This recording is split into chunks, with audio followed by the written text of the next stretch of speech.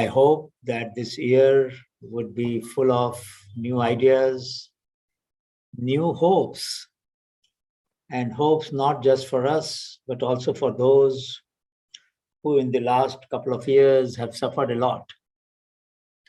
And I'm sure when you pray, you will keep their well-being in your heart, in your prayers, because a lot of people lost jobs, a lot of people had decline in their income, a lot of people suffered in different ways. It has been a very difficult time. So let's pray that everybody who suffered, often involuntarily, gets respite, and our contribution, our projects, our ideas will help reduce the pain of theirs to some extent.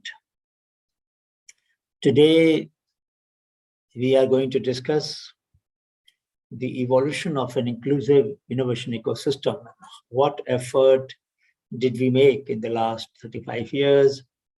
How the whole new social movement that NDB Network started has influenced our perceptions, my own perceptions and perception of all the people who have contributed to the ecosystem.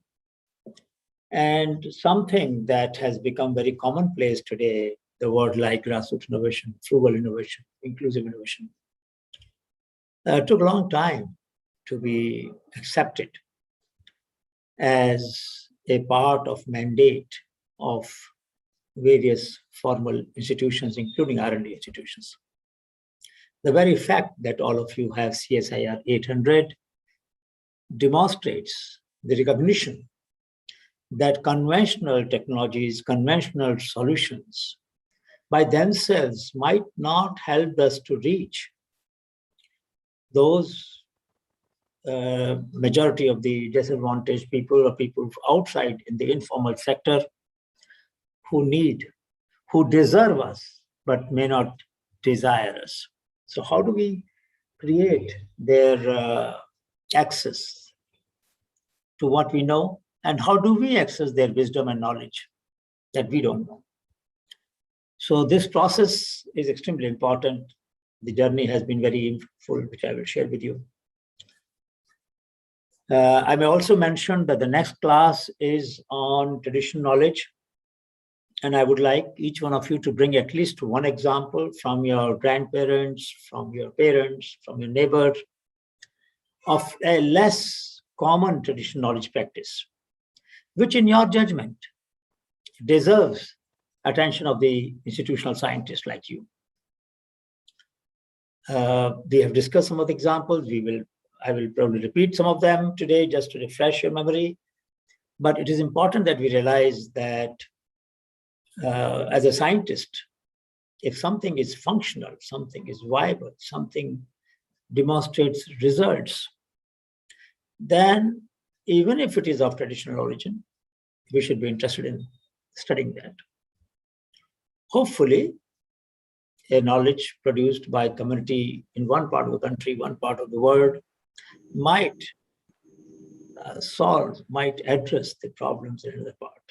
So we will look at those examples. So next week, when we meet again on Saturday, I hope that you will try and bring those examples.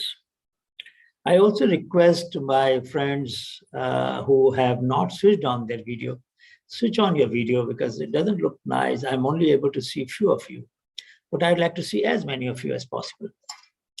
You know, as when you will become teacher, you will realize that a lot of energy, and some of you are already teachers, I'm sure. Some of you have been teaching, maybe undergraduate, maybe postgraduate, as a doctoral fellow or even otherwise. Some of you may have experience in teaching, but it brings a lot of energy when you see the face and look into the eyes. Of course, with this distance and with using online mechanism, there is no way we can all get together. But within this limitation, let's try to go face-to-face, talk to each other. Any question, any comment about issues that we have discussed so far before we start for the day's thinking and ideas? Anybody wants to raise an issue? Some of you could not discuss last time the unmet, the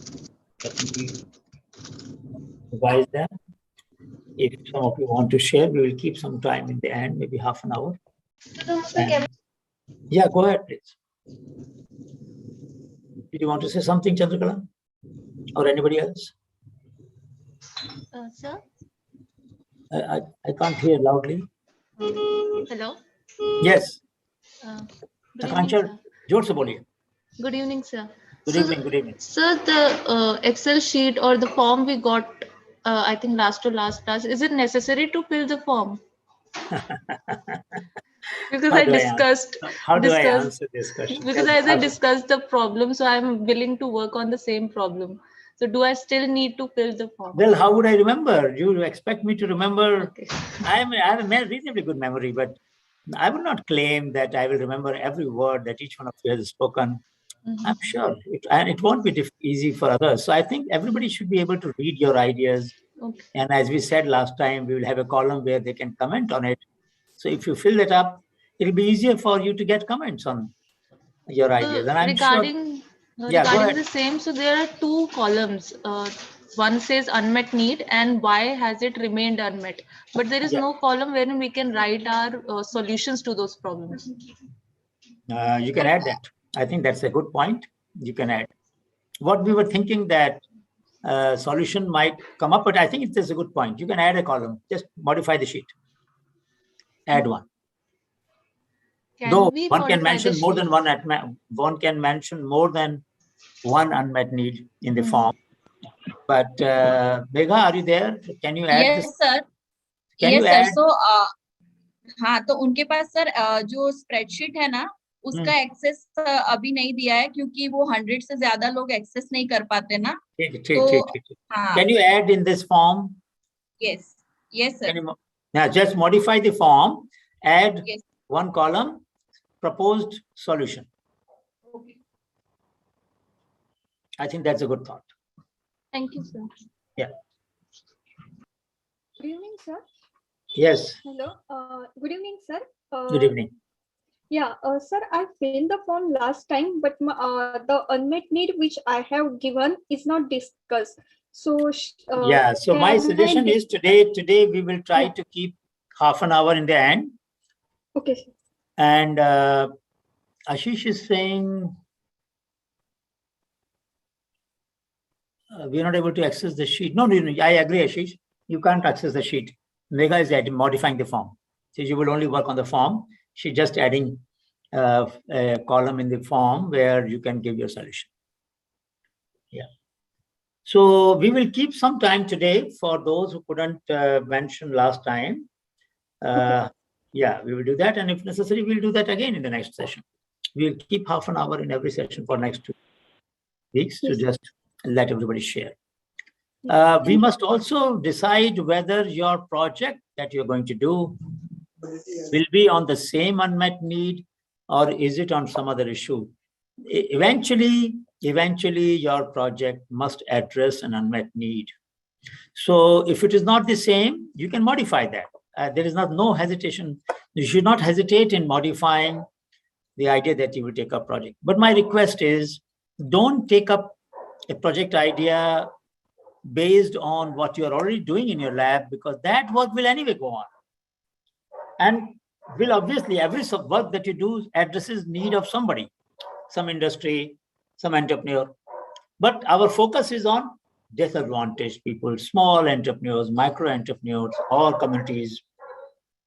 So please focus when you choose problems on the problem of such section of society. If you want to find one more method of, let us say, rehabilitation of coal mines after mining, that work would be done anyway in the geological field, and I don't think that should come here. But if you want to develop a safety gear for miners or for workers who suffer from inhalation of dust, and you are a biological scientist and you want to develop some safety gear or some solution for that, by all means bring that problem in, because that is a problem which has remained off the radar somehow for such a long time. Otherwise, so many people wouldn't suffer. Yes, Rakesh. Good evening, sir. Good evening. Sir, when do we have to submit the project? Yes, project would be by, I would think, Ashwini is there, end of December maybe. The idea of doing this course now was that you get whole December to work on your project. Okay. So we are hoping that by end of December or first week of January, we'll try to have a deadline. We will announce it very soon. Okay, thank you. Ashwini, is that all right? Yeah, sure, sir. So you can talk to Professor and then we can decide the date. Professor Sangwan wanted that we should give whole of December to them. So maybe first week of January can be the deadline. Okay, because the next session will start around mid of January. So that is okay. So around that time, that is. Yeah. Priyanka? Yes, sir. I am from CSL CMERI Durgapur. Yes. Yes, sir. My background is actually chemistry. Okay. So, sir, we are a group of 5 people in the same stream and in the same institute. So, we want to recycle the cigarette butt waste into some value-added products. But you know, a lot of people have worked on that problem earlier in the past. If you go to the web and search, you will find a lot of literature. And I would suggest pick up something. I mean, this is not a bad problem, but I'm just saying a lot of work has been done. And since the smokers don't always aggregate at one place, to get all the butts in one place wouldn't be easy. Sir, other than the normal things, we can extract the cellulose acetate part actually, which can be utilized for oil spillage cleanup purpose or producing some thin film, which can be used for... My suggestion is, if you really want to take up, you are a person of chemistry, we still don't have a desktop oil extraction from polythene waste. We have such machines in Japan. We have, IIP has a big machine, very big machine, but we don't have a desktop machine, which will give you furnace oil, which will give you lubricant oil, which will give you a kind of diesel and, different kinds of oils. At least 4 kinds of oil can be extracted, or almost 90% recovery can be done. So if you really want to work and do a state-of-art review on a household level or maybe community level, every housing society should have a plant of this kind in their society, so that not everything goes to the municipal, dumping yard. So if every community, every society, every campus starts taking care of their plastic waste, this country can make a lot of progress and get value out of it. So if you take up something of this kind, Riyanka, with your knowledge and with your experience and with your insight, I think that will be a very attractive project. And since anyway you are thinking in that line, extracting value-added substance from the waste, so it is in the same line. Just go for little more urgent and little more widespread problem. Your solution will reach all nooks and corners of the country then. All right, think about it. Actually, sir, we are also thinking about making some mosquito repellent using the base part of cigarette butt waste as a base part. No, but you should remember that nicotine is not allowed to be used. Nicotine residues are not allowed to be used for. No, sir. Only cigarette. There are 2 but parts. Why are you so? No, my point is, to get the butts of cigarette in large quantity is not going to be easy, because cigarette smokers don't gather at one place. So how would you get that? It will become a pure academic project. And in any case, if you want me to show you, I'll show you how much work has been done. In the hotel or restaurant or in the tea shop, we can get the cigarette butt waste.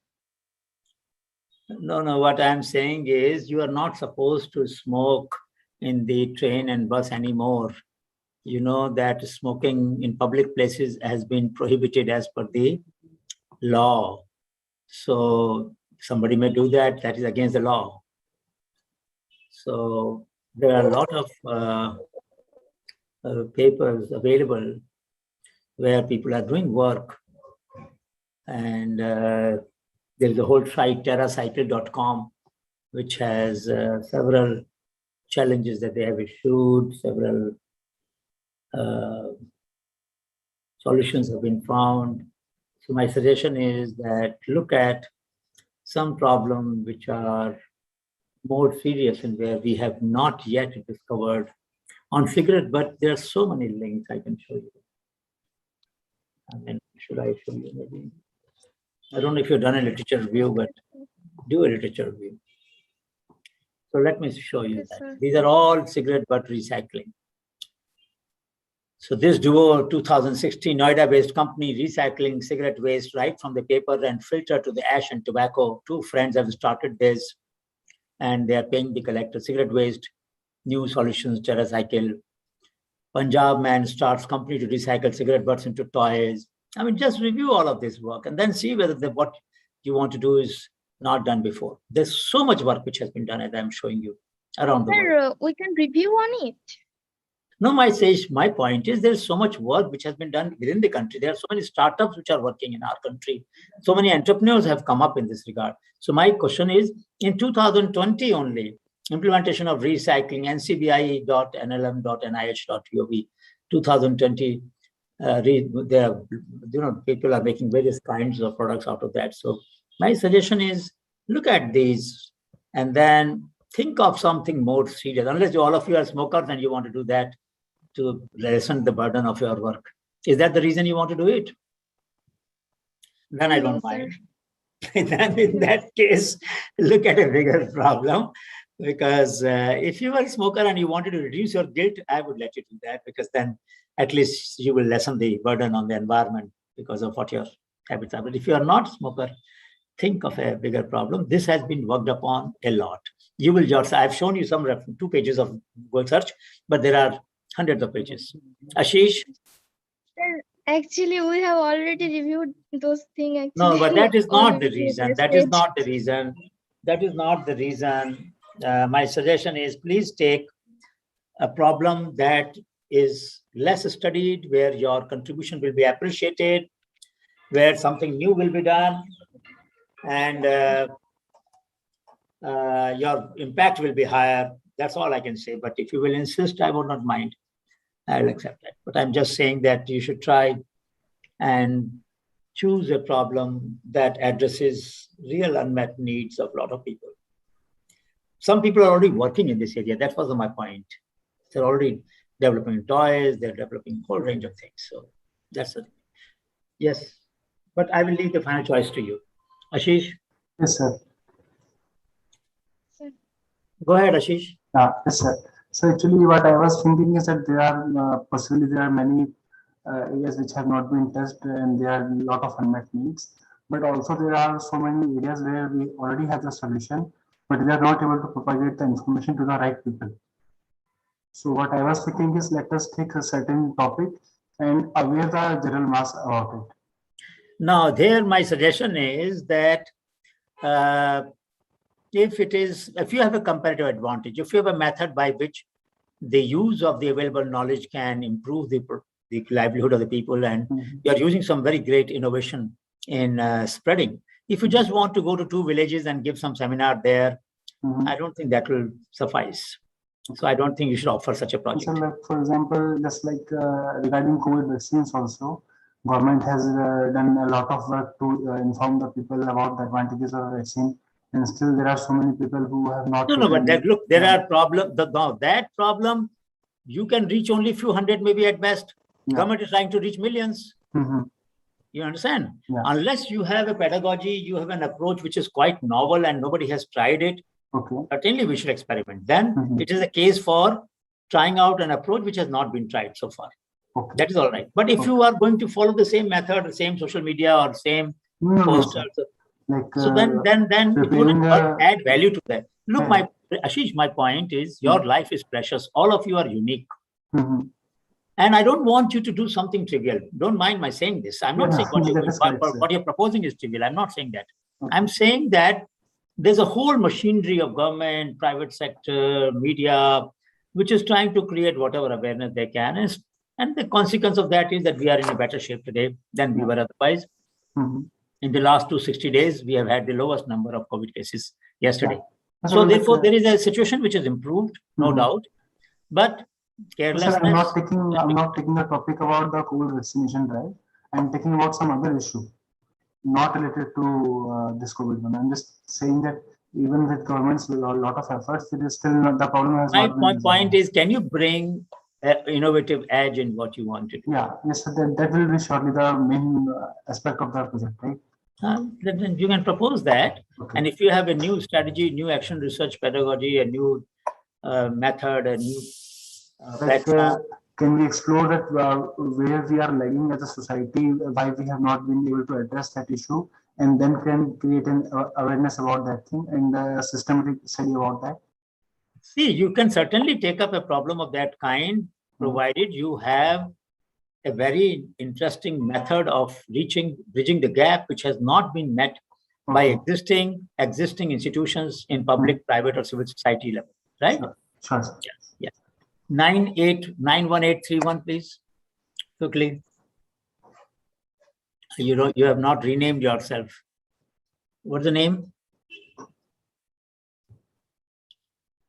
Okay, 91831. I don't know your name, so I have to use your number. Ariful, aap chaliye, aap boliye. Yes, sir. I am Ariful Hussain. I am working in National Institute of Oceanography. So, sir, can you suggest me what kind of work I can carry out for these societal benefits? There are a lot of fishing. You are more experienced. Yeah, there are a lot of fishing communities which go for offshore fishing, and they have a whole range of problems. One of the major problems that is there is that they all bring the fish back. A lot of small fishes come, or a lot of fish which they don't use. Maybe Anamika could add to that. And we have had efforts in the past to extract compounds from the fins and from the cleaning materials of the fish, but still there's a lot of pollution that takes place in these regions. A lot of fish waste does not get properly utilized, and valuable products are not. Chitosan is there, one of the such products, but there are many more which can be developed. So if you can look at some problem of the fishing community which have not been addressed. Yes, go ahead.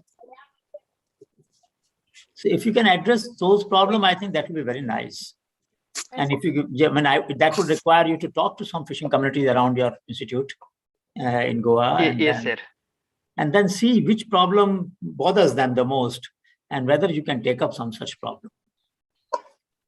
Yeah. Okay, sir. So for that, I have to go to field also. Yeah. I think it will be useful. I mean, some ground truthing will be useful. After all, you're going to spend some time, weeks of your effort. Yes, sir. Yeah. So if it does not meet the need of some people, at least some communities, and then later on the challenge will be to diffuse it to other fishing communities. There's a fisheries federation in Kerala, and there are several institutes of fisheries, as you know, in Bombay, in Kerala, in Lucknow. There are several institutes of fisheries, inland and offland. So since you are in ocean, I would suggest take offshore fishing. And look at the waste problem, look at the value addition problem.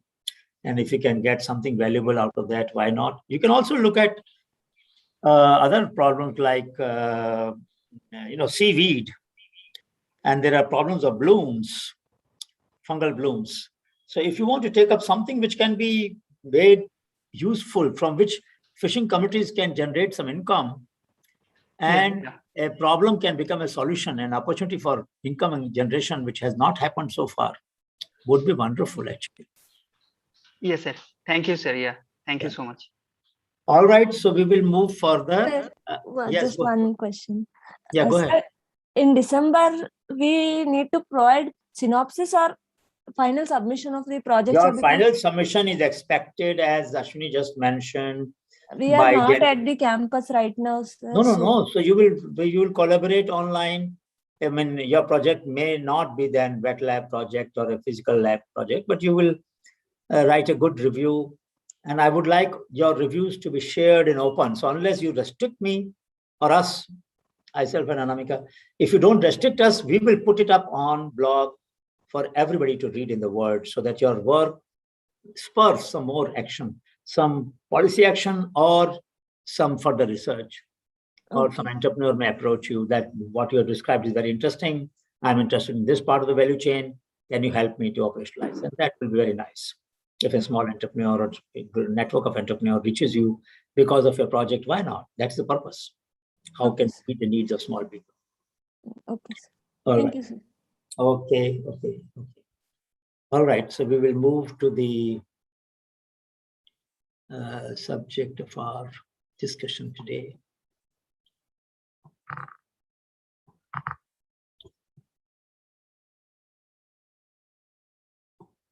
So what we're going to do is to look at evolution of, please lower down your hands so that I don't get confused.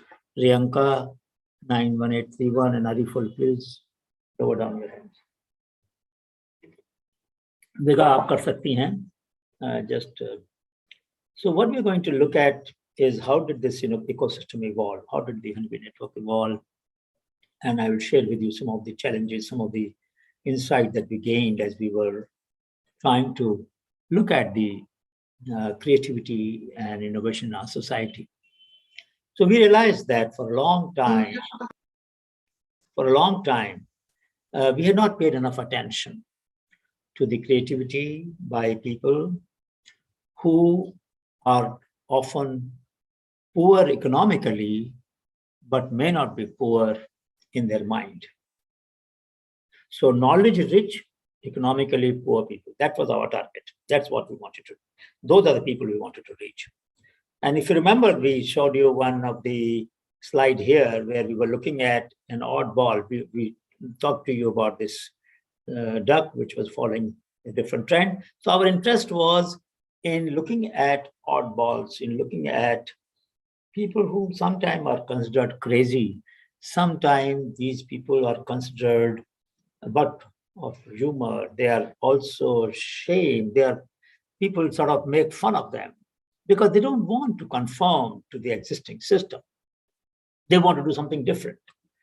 Sometimes because they want to experiment, they want to explore, and sometimes because they feel very strongly about the unmet need and therefore they want to address this by some experiments.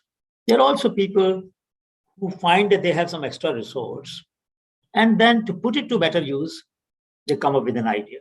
So it could be a redundant resource, which leads to a creative use, and that becomes innovation. There are times when we met people in the villages and slums and cities who didn't realize that they had done an innovation. They came across a problem, they solved it, went ahead with their life. As an outsider, when we did our show, the Yatras, when we walked to those places and we saw them, well, this is very interesting. We have not come across this point.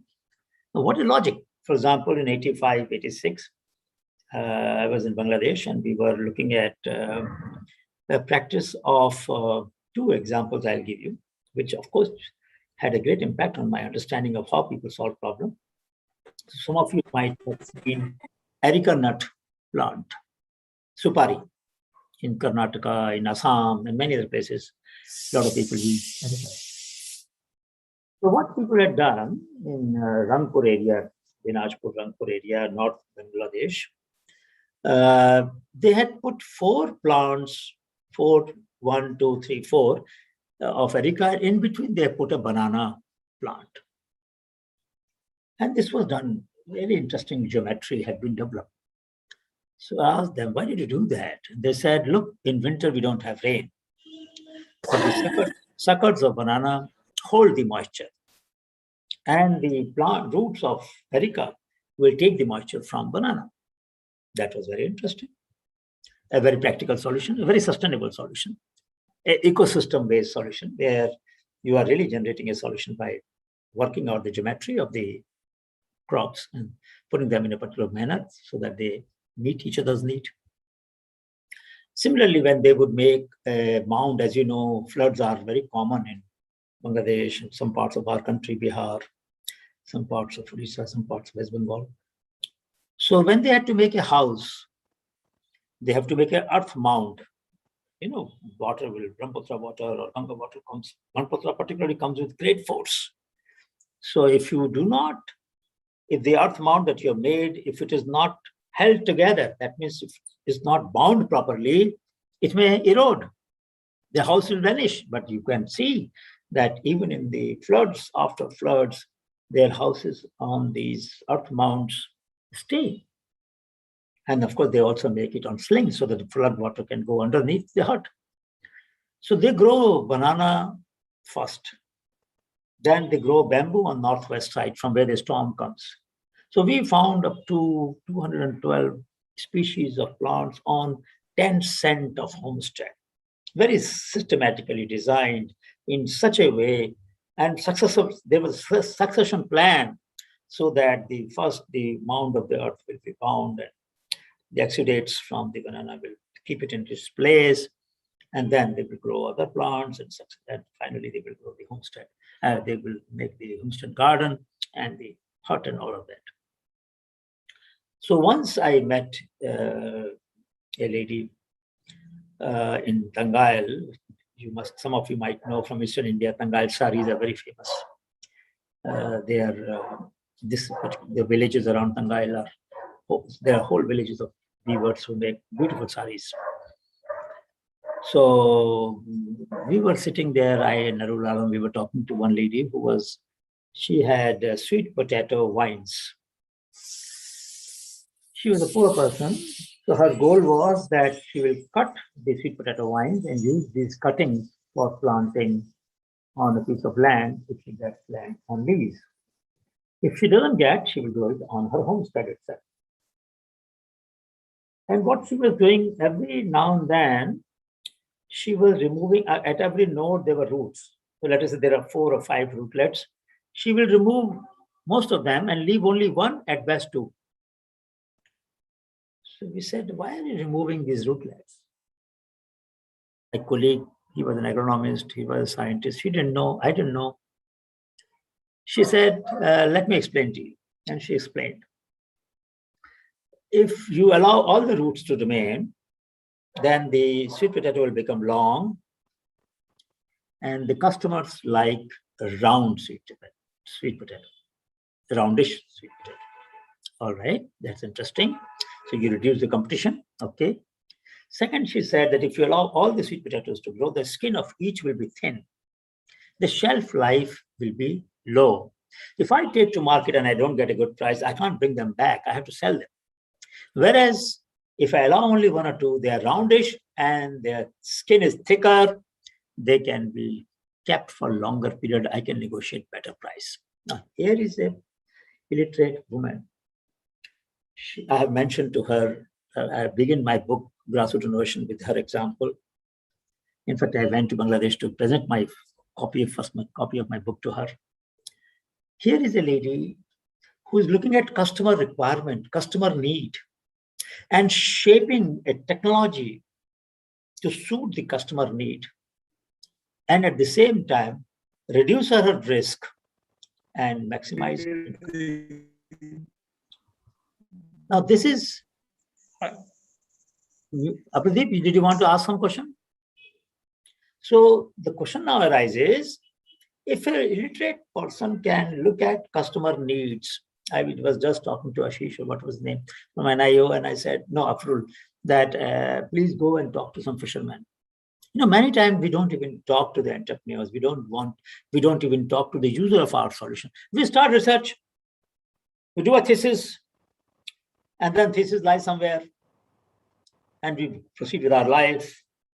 Our career takes off, we publish good papers. But who is the user of that research?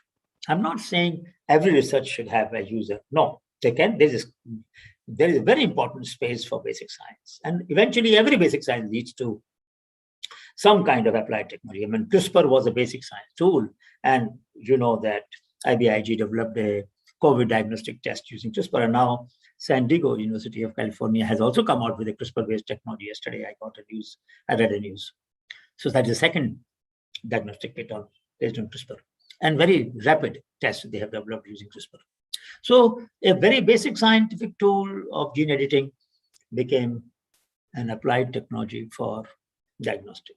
So I don't want to get into that controversy, but I'm saying if it is possible, and you can think of a user, at least in this course, in this program, our focus is that when you take a problem of someone who is suffering the need, who's suffering from that problem and wants that problem to be solved, so that your solution, at least proposed solution, even if you have not been able to develop it in all its aspect, your synopsis or your project as a framework, so that it can spur somebody else to develop a solution if you can't develop yours. should address these unmet needs. So that lady, I think her name was Sharifa Begum, was very inspiring. I was moved and I realized, my goodness, she has done what International Potato Center didn't realize all these years. And there were many more examples like this. In 1979, we were doing some research in Mahendragarh district. I was in IIT at that time. And some farmers had grown coriander around chickpea crop. Chickpea माने चना. चने के चारों तरफ उन्होंने धनिया लगा दिया. So I asked them, why did you plant this? Sir, it helps in keeping the pest away. Helps in keeping the pest away. That's interesting. So I talked to one entomologist in ICRISAT, which is the International Center for Semi-Arid Tropics in Hyderabad, Ratan Cheru. He did research on that idea. And he said, no. Actually, it helps in pest control. But the reason people do the right thing for wrong reason. I said, what is the right reason? The right reason is that the coriander is an umbelliferae family plant. It's a nectar-rich crop. It attracts the predators of the pest. So pests don't go away, but pests are eaten by the predators. That means those insects which eat the undesirable pests. People had found the right linkage, but their logic was wrong. People can do right thing for wrong reason. We should not question if it's a functional solution, then we should ask ourselves, maybe the reason is wrong. Possible. They may not have done as detailed a study as Michel Pember did, a French entomologist who sat for 3 years. But it is useful. It is useful to ask this question, that if something is working, why is it working? How can I learn from it? So we started looking for such people. There was another problem I want to tell you about, which became a very important problem. I think that was in 1988, 89. We had a meeting of some mechanics artisans. And I posed a problem to them. I said, look, when women pull the water from the well, some of you might have seen the open wells if you have been to villages, or maybe you have seen in the movies.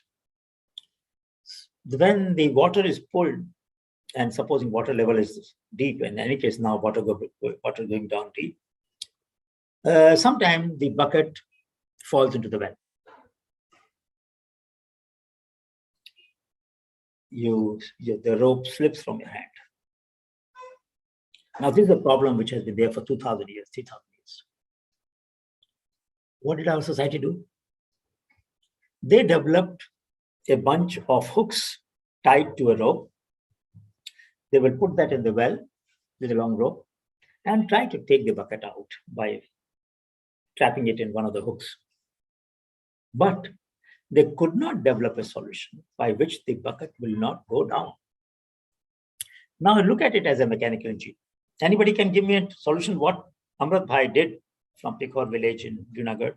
He found a solution, but can anybody of you think about a very simple solution? A 20 rupees solution. You know, you can imagine the design of the pulley. In your mind, you can figure it out. What could be the way in which I can solve this problem and not spending more than 20 rupees? Or at best 50 rupees. Anybody? Anybody? Sir? Any mechanical engineer? Yes, Pallavi. Sir, can we tie a big stick on the other end so that it won't go inside? You can pull it back. What you mean is that the rope is tied to some The other end. Other end Yes, is sir. tied to something, so that even if the bucket goes down, It gets stuck in the pulley. you can take it out. Okay. Is it possible, Pallavi, that bucket doesn't fall? It just stays where it. So let's say there's 100 feet down water well. I have pulled about up to 60 feet. Yeah.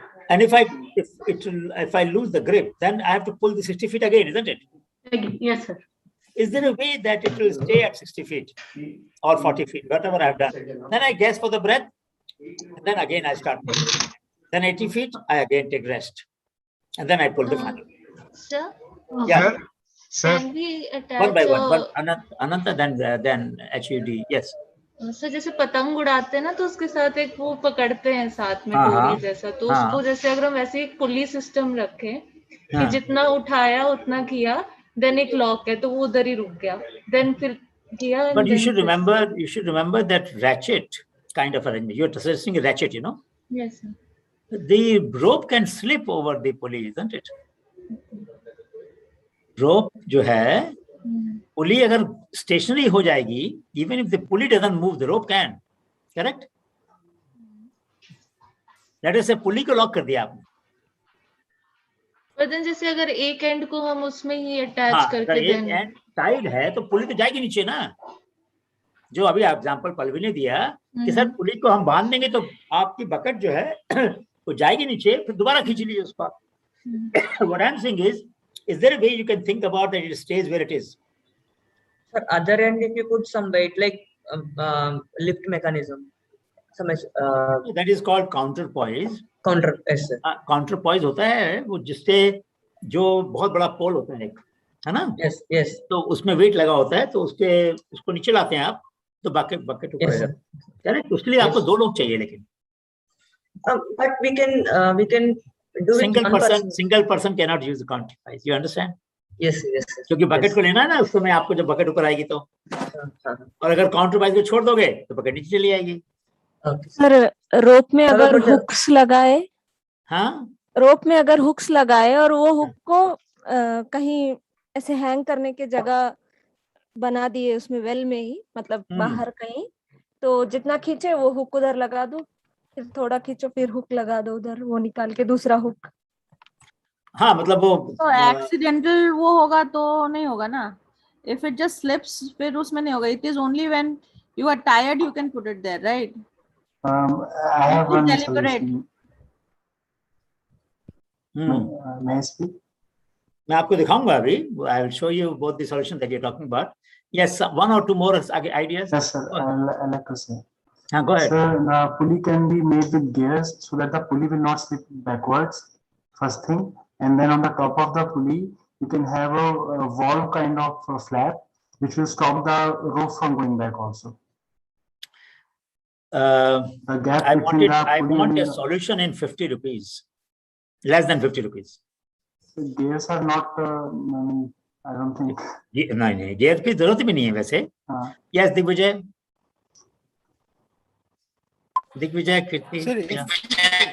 Yes, sir. Sir, I will show you just now. Yes. Pulley. Yes, sir.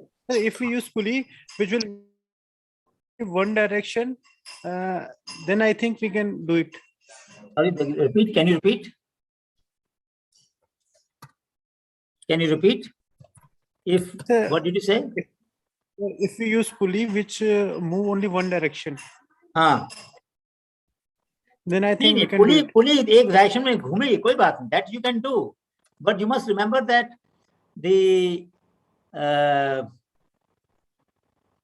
rope can always move. Rope can slip, rope can slip. ठीक है ना? Anybody else? Last chance. Last. I will show you. Sir, may I say something? Go ahead, please. Sir, how about if we have some knots the rope itself and use a hook-like substance near where the pulley is? So whenever the person who's getting the water out of the well, they're feeling tired, they can just just fasten that hook-like substance. They can entangle the knot there and take some rest, and then take the knot out easily from the hook, and then so every time they get like multiple chances to take rest also. Okay. And now just imagine the knots, this pulley with a little groove where the rope is moving. The moment you put an obstruction, the rope will find it difficult to fit into the groove, correct? Right, sir. So the knot will prevent the pulley either from being pulled up or going down. So let me now show you. Virendra boliye, last chance. Virendra boliye.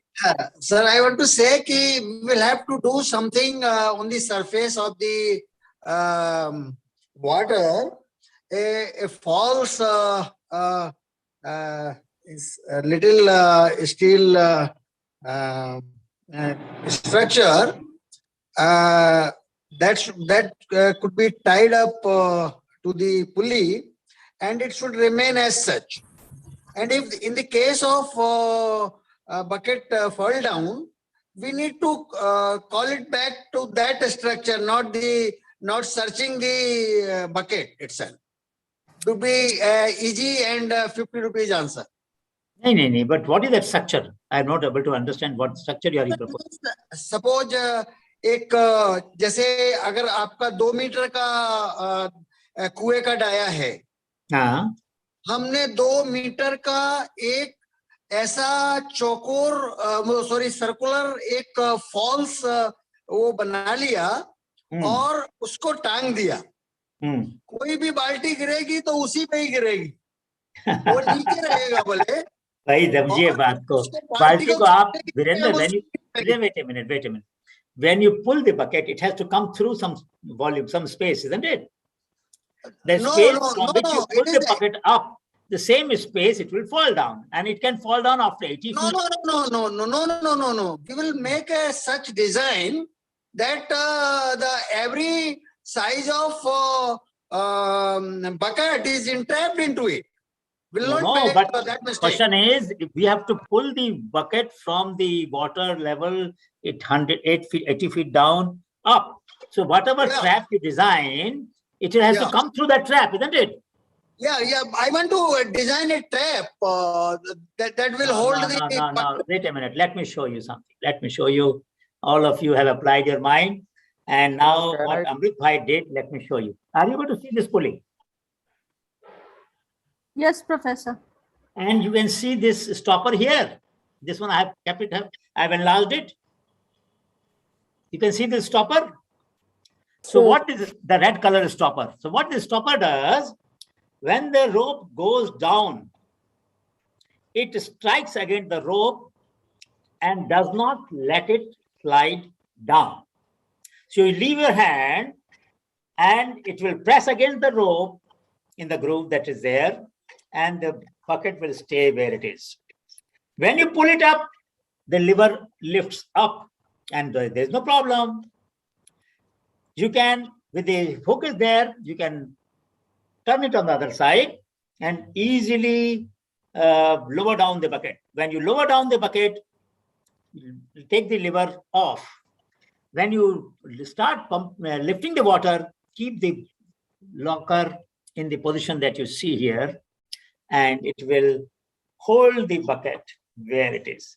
It took 2,000 years. It took us 2,000 years to develop this simple 25 rupees or 10 rupees answer. And we had a workshop where we had invited all the mechanics. Amrit Bhai Agrawat, he is a serial inventor. He has developed many innovations, and Jan has worked with him, and we have filed some patent for some of his innovations. I mean, he is the legendary person because he was one of the first innovators. He has attended, barring two, he has attended the maximum Shodhyatras. As a volunteer, he has gone to every part of the country. So his genius came out that day in June 1998, 99, sorry, when we had a meeting to ask everybody what solution did they find. So the other one that you were seeing where the rope is tied to the pulley, that is, of course, that was with a ratchet, and was obviously a solution where you need to change everything. In this one, on an existing pulley holder that you have in the villages, you can just attach a small device and your problem was solved with a stopper. So the point I'm trying to drive home is that sometimes, because we are trained so well in our discipline, our mind finds it difficult to think simply. In Honeybee Network, we have been trying to look for frugal solutions that are simpler but effective. We didn't want to compromise with science. We won't accept a mediocre answer. We are not for Jugaad. Jugaad is a temporary solution. Jugaad can help sometimes to get tied over the temporary problem. I'm not denying that. But we don't go very far with Jugaad kind of solution. We want solution that will be durable, that will stick and will sustain. So this is one of the key reasons why we started looking for solutions. There were other reasons, and we'll come to them now. Let's go further and see how these solutions emerge. So let's see.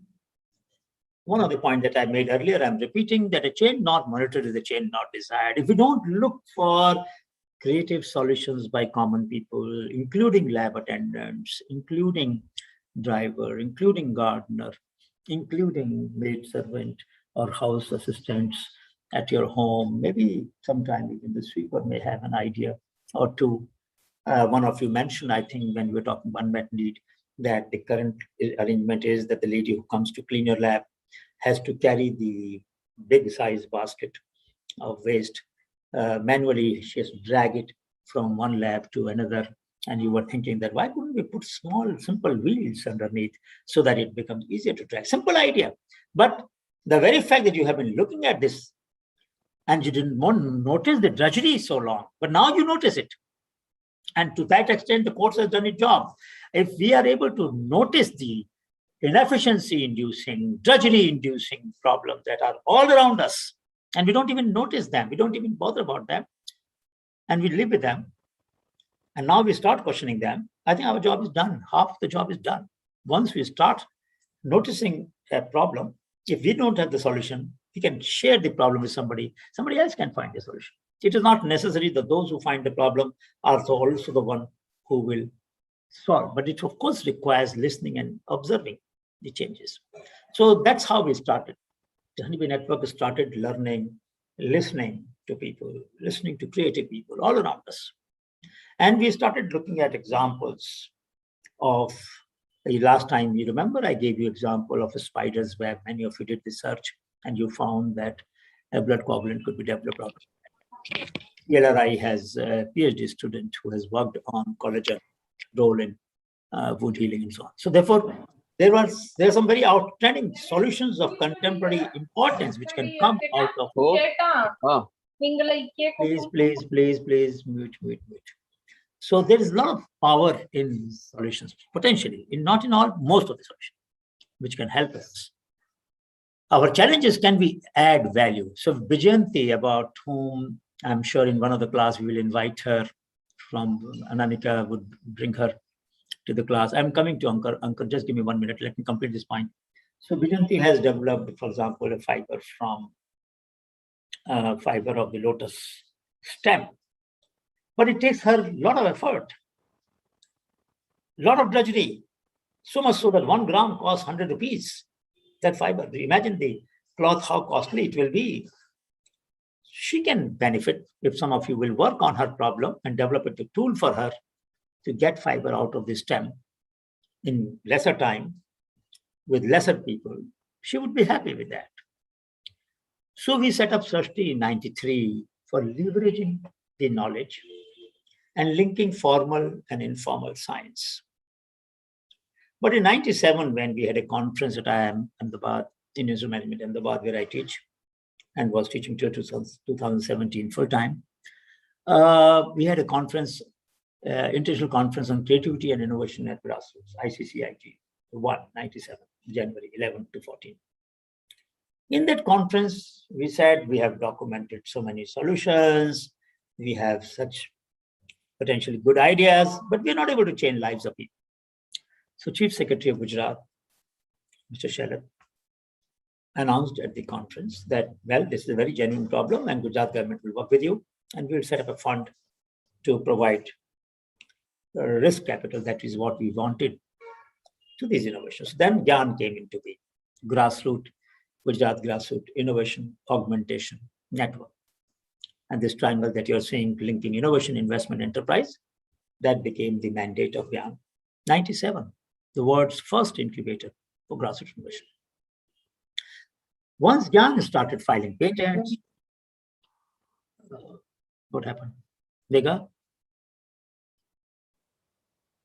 So once GYAN started filing patents in India, US, mobilizing risk capital from TAP program of DSIR, Department of Scientific Industrial Research. There used to be Technopreneur Promotion Program at that time. Now it is called PRISM. So we mobilized funds. And with those funds, some of the innovators financed in 1998, first time risk capital was given by Government of India to grassroots people without any obligant, without stamp paper, without any security, without any collateral. And some of them have become millionaires now. Mansukh Bhai Jagani, Mansukh Bhai Patel, Mansukh Bhai Prajapati, all the three Mansukh Bhais have become millionaire thanks to this timely support, small support of given by Gyan. Then Gyan's model we scaled up into NIF. In 98, I spent 6 months talking to different secretaries to Government of India and saying, look, we have 10,000 innovations. How do we scale them up? And I will talk to everybody and everybody will talk about doing more pilot. And I said, look, we have done enough pilot without taking a penny from Government of India. Now we should scale up. If you're not convinced, all right, I'll come back later. So there was one bureaucrat, Dr. E.S. Sarma, he was a physicist, PhD in physics. He understood the point. And he invited Dr. Kelkar, who was Secretary of Finance at that time. And then in 99 budget speech, it was announced that we will create a National Innovation Foundation. It was an autonomous organization to begin with a corpus of 20 crores. Later, after 10 years, it became a grant and aid institute of DST, Department of Science and Technology. Both of them, Dr. E. Sarma and Dr. Vijay Kelkar, were board of directors. Anand Mahindra was on the board, very eminent. Allah Bhen was on the board, very eminent board. But essentially, we learned from Honeybee Network, and Honeybee Network continues to operate and look at the problems of future. It anticipates the future need of the ecosystem and generates signal about that, how to solve the problem. So when it identified there's a need for students to get support, it triggered Techpedia, and Techpedia led to Sitare program in Department of Biotechnology, and there we are able to give 15 awards of 15 lakh each to life sciences students, 15 awards of 15 lakh each to PhD student and master's student. Every year. This year we are given 10 awards because of COVID. Otherwise, 15 awards are given every year through Biotechnology Industry Research Assistance Council, for which I wrote the Kevin report. Now, there were some gaps still left. So 2 years ago, Gyan said, we have pioneered the grassroots innovation movement, but why don't we recognize the innovators around the world? So we have been working with UNDP. They have got innovation accelerator labs in 113 countries, 90 labs covering 113 countries. So we are working with them. Similar course, MIST, Management of Inclusive Innovation for Social Transformation, is taught there. I and Anamika are teaching that course. So we got about 2,500 ideas to review, and out of them, awards, about 14 of them will be given on 16th November at 4:30. So those of you who are interested, we'll send you the invitation. You can attend. Look at these awards being given to people from 9 different countries. And what are we making? What are we saying? We are saying that innovations for grassroots and innovation from grassroots need to be celebrated. Since we started the movement, naturally they should be supported. So one of the policy impact was creating global awards. Second was challenge awards. I had mentioned to you, I think last class, about how Gandhiji gave a challenge of 7,000 pounds on 24 July 1929 to redesign the spinning wheel. And the peti, the box spinning wheel, the one which you horizontally move with the hand, was invented out of that 1931. And he was in Jalda jail, he used that. A very small, tidy, low cost, affordable, easy to transport, lightweight, stable, durable. So challenge awards. I would be happy when every district we will announce challenge awards. Every lab will announce challenge awards in their own domain. In other words, those problems which lab could not address, it will announce award, say 10 lakh, 20 lakh, 50 lakh, 1 crore or 10 crore. And anybody can appear, submit their ideas, and then you will help them to implement those ideas in the lab. it's kind of crowdsourcing it. Yes, one of you wanted to ask a question. I'm sorry, I forgot. Go ahead, please. Somebody had raised hand.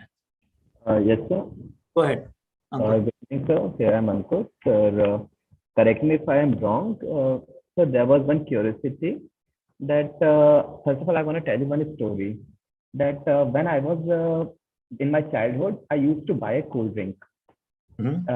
Cold drink price was just 10 rupees. And they used to take me 13 rupees from me and says that when you return back me this bottle, I would give you 3 rupees back. Correct. Correct. So why don't we implement this thing on all the plastic wastage just by implementing a QR code? And QR code, this is a simple thing. By implementing a QR code on it, a QR code I would read and recollect the garbage.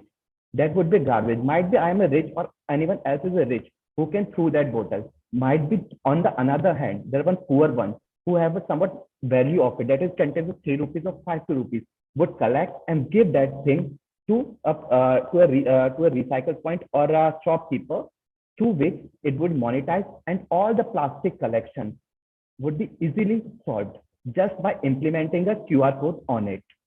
Yes, this is a very good idea. There are several countries which have done something where plastic is given, and in lieu of that, you get a facility. Let me show you something interesting. Your idea is extremely worthy. Some of you are from Assam. Have you heard about this?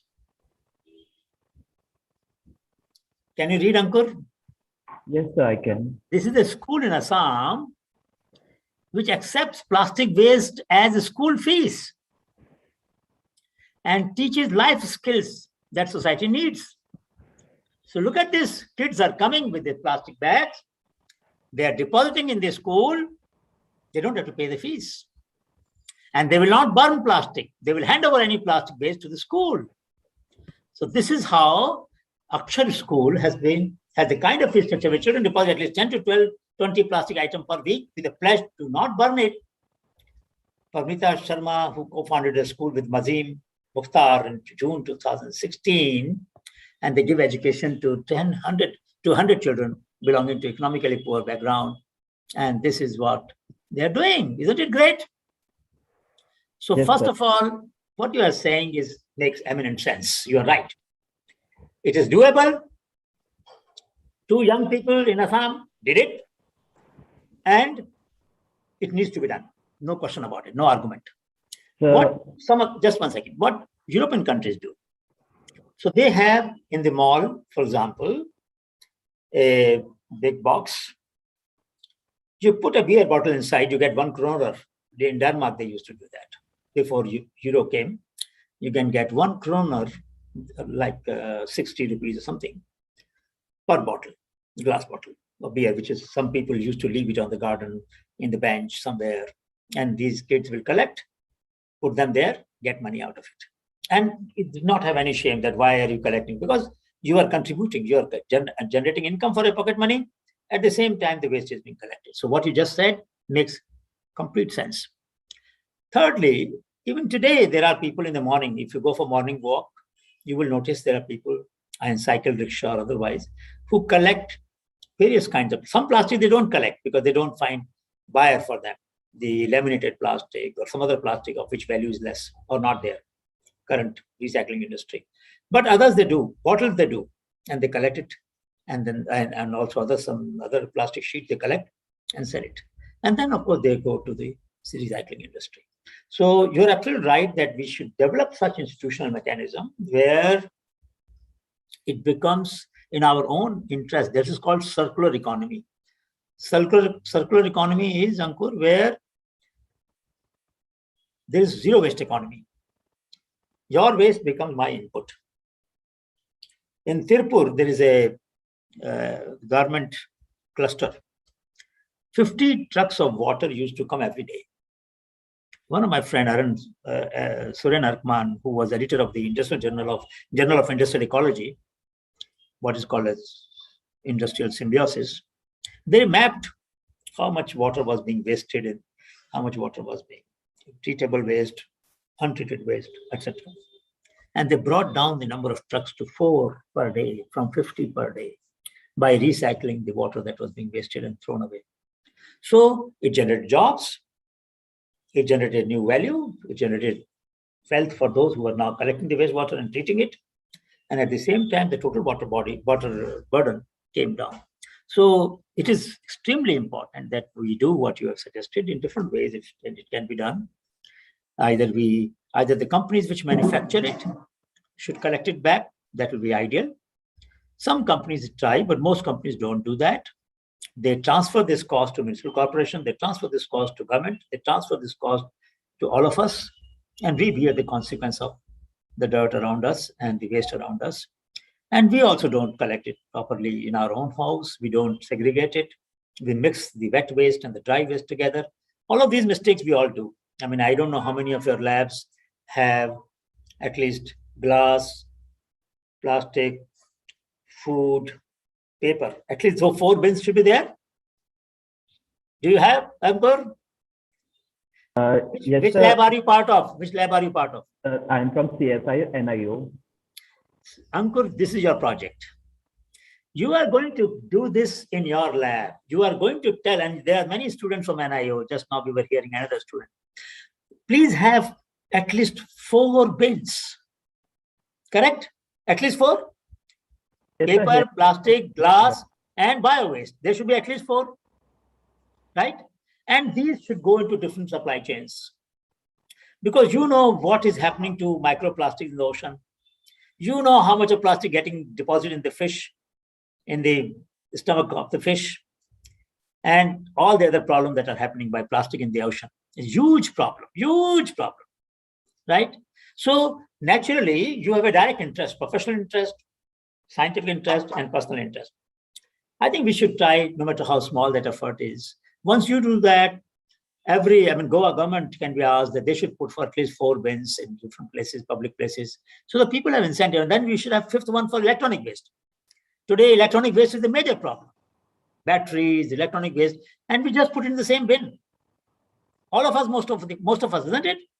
So therefore, the point that you're making is very valid. My problem only is, should we transfer the problem on the shoulder of companies only, or should we also contribute to that? I think all of us have to contribute. Companies should also contribute. We should also contribute. And problem can be managed to some extent. So my thought wasn't that. My thought was that if we, am I audible? Yeah, yes, you my are. thought was not that. For example, this is a beer bottle. It costs only 1 rupee. If I gave this bottle to the garbage picker, and if I put a QR code on that bottle, and by hiking the price and price it at 15 rupees or 20 rupees, then it would be suitably picked up. Then this. But you don't realize 15 rupees is not the value of this bottle. How can I put 15 rupees? Who will pay for 15 rupees? Why should anybody pay 15 rupees for a bottle of 1 rupee? So agree. No one would. Just I would hike the price of that bottle. No. But question is, what you are saying is, if you can get more value out of that waste, then you can pay more. Correct? And that's why rag pickers collect this. Yeah. They go in the morning and collect this waste because they make their life out of it. They survive out of this waste because they sell it to the recycle fellow, isn't it? And they earn from that and live. Their livelihood depends upon this waste, unfortunately. But that's not a very dignified way. They don't have safety gear. They don't have gloves. They don't have hygienic clothes. They don't have an apron. They don't have any safety gear. So they are also putting their life under hazard, because many times we throw the waste, which is maybe infectious waste sometimes, maybe otherwise. We are not careful about even medical waste sometimes. From our homes, hospital will take care. But from my home, if I have bandages and all that, I'll put that everything into the same waste, same bin. We don't have to keep. During COVID, some societies had yellow bins for COVID waste. How many? I don't know whether you had a yellow bins for your masks and for your aprons during the COVID period, lockdown period, and subsequently in your lab. I don't know how many of you had that. But the law said that we should have yellow bins for COVID waste so that it doesn't mix up with the other waste. That was the law. That was the order of Government of India, Ministry of Health. Most of us didn't follow, unfortunately. So what you're saying is, I'm not questioning at all the point that you're making. Your point is valid. I'm only saying that is one solution. There are other solutions in which all of us can participate without any change in the system, by only segregating at source. Segregating at source makes the problem half. Our major problem arises when we mix wet and dry waste. That is the major source of problem. It affects the quality of both waste. The dry waste cannot be processed. The wet cannot be processed properly because both have been mixed up. That is the bane of our country. The number one problem is mixing dry and wet waste. We should first stop doing that. So first is separate 2, then 2 to 4, 4 to 5, as many separations as we can do in every community, in every campus, we'll be better off. At least we are the enlightened, you are all enlightened graduates, postgraduates of our country. I mean, if your labs and your departments will not set the example, how will we spread this message? People should come and see how CSIR manages its waste disposal. You remember one of the first things that we got in the first class or second class, that even the waste of your dishes, petri dishes, your microbiological waste, sometimes is drained into the sink, correct? We wash them in the wash basin. Where does it go? To the drain. What does it do? Gives rise to AMR. Ankur, you and I, if I'm doing the same thing, both of us are party to the crime that we are leading. We are putting all the antimicrobial waste from our lab into the general drain, where microorganisms become resistant to antibiotics and create havoc with our life, because the normal antibiotics don't work anymore. And poor people can't afford the advanced antibiotics. So their life becomes at stake for mistake that we are doing, that educated people are doing, knowledgeable people, well-informed people are doing, by not having a prudent policy for lab-based disposal, correct? So Ankur, I think let us solve problems which are in our control first. There is a very simple, let me show you a simple diagram that you might find useful. There are 3 kinds of problems. The first is problem that you can appreciate. Second is problem that you can influence. Third is problem that you can manipulate or control. You follow? Any system that you want to. So for example, how much is going to be the rain this year? I can appreciate it. I cannot influence it. Can I? Those of you who are students of meteorology know that we cannot influence how much rain will be, or how much will be the temperature, average temperature of my city. I can appreciate it to begin with. Then there are problems which I can influence. For example, can there be rooftop water harvesting? I can popularize that idea. I can share this idea. I can influence it. Can I ensure that the water in my lab, our rooftop water in my lab, goes to an underground storage tank so that I can use that distilled water? Rainwater is a distilled water. I can use that water after cleaning for my experiments. My cost of distilling the water, the energy that I use for distilling the water, will be saved. How many labs, tell me now, please, how many of us are storing rainwater as a substitute for distilled water? You understand the point? It is in our hand, isn't it? We can do it with not much cost. Just we have to put a first few rains, let the water go away after, because the washing and all the pollutant in the atmosphere. Third or fourth rain, start storing that water. You have distilled water. Even the air conditioner, the water which sips through the air conditioner is also distilled water, isn't it? Outside the air conditioner. So what I'm saying is, let us not confuse between what problems we can appreciate, what we can influence, and what we can control. By only talking about the problems that are larger scale, which we have to, where I cannot do anything but only appreciate or influence, I lose my agency. So it's very important. I remember I mentioned this, but I'll repeat. There are two things in all of us need to remember: autonomy and agency. Does anybody remember what is the difference between autonomy and agency? I mentioned that in the previous class. Does anyone remember? Yes, Amal? What is the difference between autonomy and agency? Sir, Yeah, go ahead. agency, I remember, was the willingness to do something. So autonomy is freedom to make decisions, right? Agency is willingness or ability to use that freedom. Correct? Good that you remember this much. Please remember, we all are autonomous. We have freedom to make decisions. We can persuade our colleagues. We can persuade our professor. We can persuade our lab director. Sir, let us try to save water. Let us try for the next rain. Can we have some rooftop water harvesting? We need good quality water, sir. It will save a lot of time. And then if we need to, we'll filter this water so that we don't have to use water distillation process all the time. It's costly, it takes energy, and our washing can be done also with the rainwater so that our glassware will be much better cleaned than if we use the hard water from the tap where salts are deposited on the petri dish. And sometimes we can't use distilled water for washing glassware, you know. So the salt deposited on the glassware will affect your experimental results, isn't it?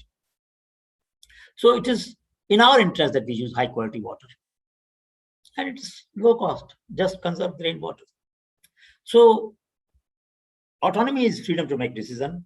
Agency is willingness or ability to use that freedom. I would suggest all of us to use that freedom. Let us go further.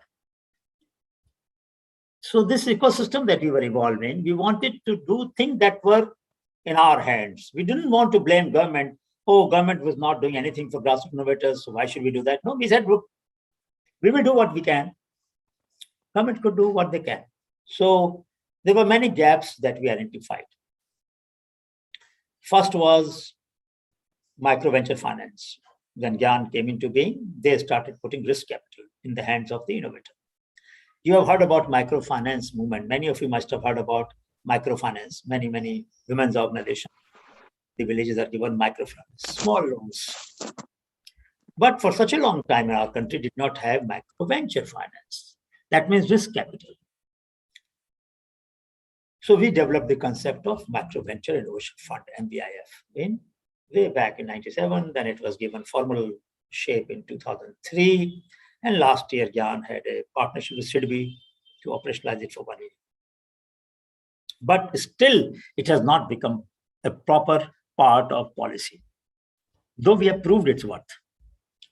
So that was one. Secondly, we developed a concept of technology commons. Idea being that for people-to-people copying is allowed and encouraged, and innovation. People to companies, people to firm should be through licensing. So we hybridized the IPR, intellectual property rights system, with the Creative Commons system. And we said, so far as the livelihood of people are concerned, people who work with their hands, knowledge should be open, free. Any innovation you can copy, we won't stop you from doing that. So having filed more than 1,200 patents through NIF for grassroots innovators, we have never enforced any patent against a fellow farmer, fellow artisan, fellow mechanic, never. They are free to copy if they want. But if a company wants to use it, they will have to take a license. And then quite a few licenses have been given to the companies.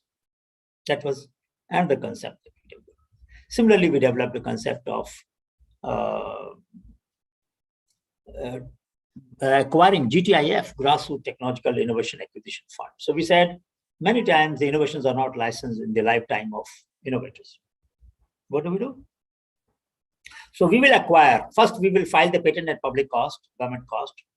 Then we will acquire the patent and make them open source. So people get paid some amount for their intellectual property, which otherwise would have been lying there. While doing all of this, one important lesson that Honeybee Network was trying to reinforce is that we cannot take knowledge of people freely. People should be acknowledged.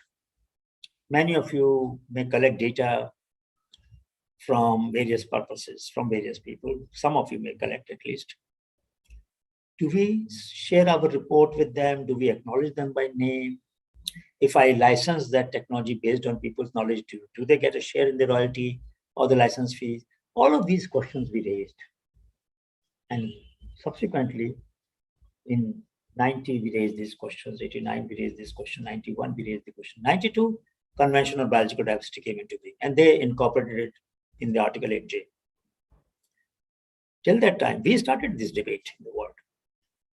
And this is how this movement started and created, and we continue to create a space for different kinds of innovations. So this is something I had discussed with you. Do you remember what is the message here? This tree example, anybody remembers? What is the meaning of autopoiesis? Anybody remembers?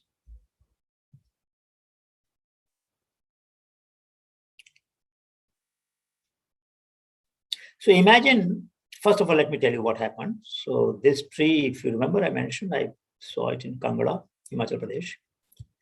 And I asked him what happened. The fellow said, look, I was not supposed to branch. I branched.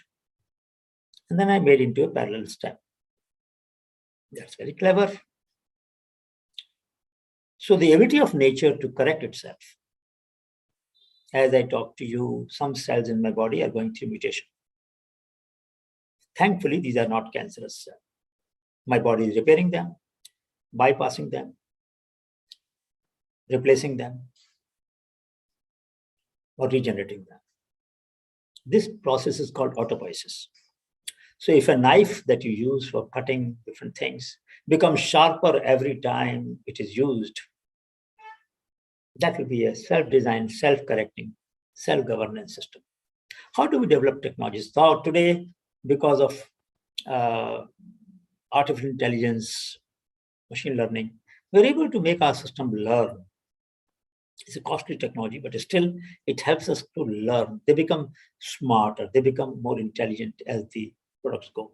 There are even smart fabrics, smart textiles, smart surfaces, which learn and become better as they are utilized. So how do farmers do that? How do communities do that? They build institutions which learn from the problems that people face, the mistakes that we do. And these institutions keep on learning. You know, some of you might know there is a pond around Golden Temple. For 500 years, this tank around Golden Temple has not silted up. You know why? How can a pond maintain its potential for 500 years?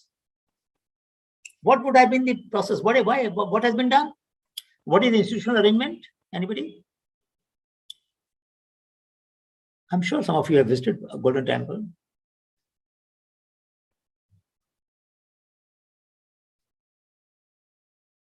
What is the institutional arrangement? Why doesn't it get silted up? So many ponds have been silted up. So many water bodies have disappeared. But this has not disappeared. And there are many other ponds of similar kind which have been kept. Their capacity has been maintained. What do people do? Anybody? Any clue that you have?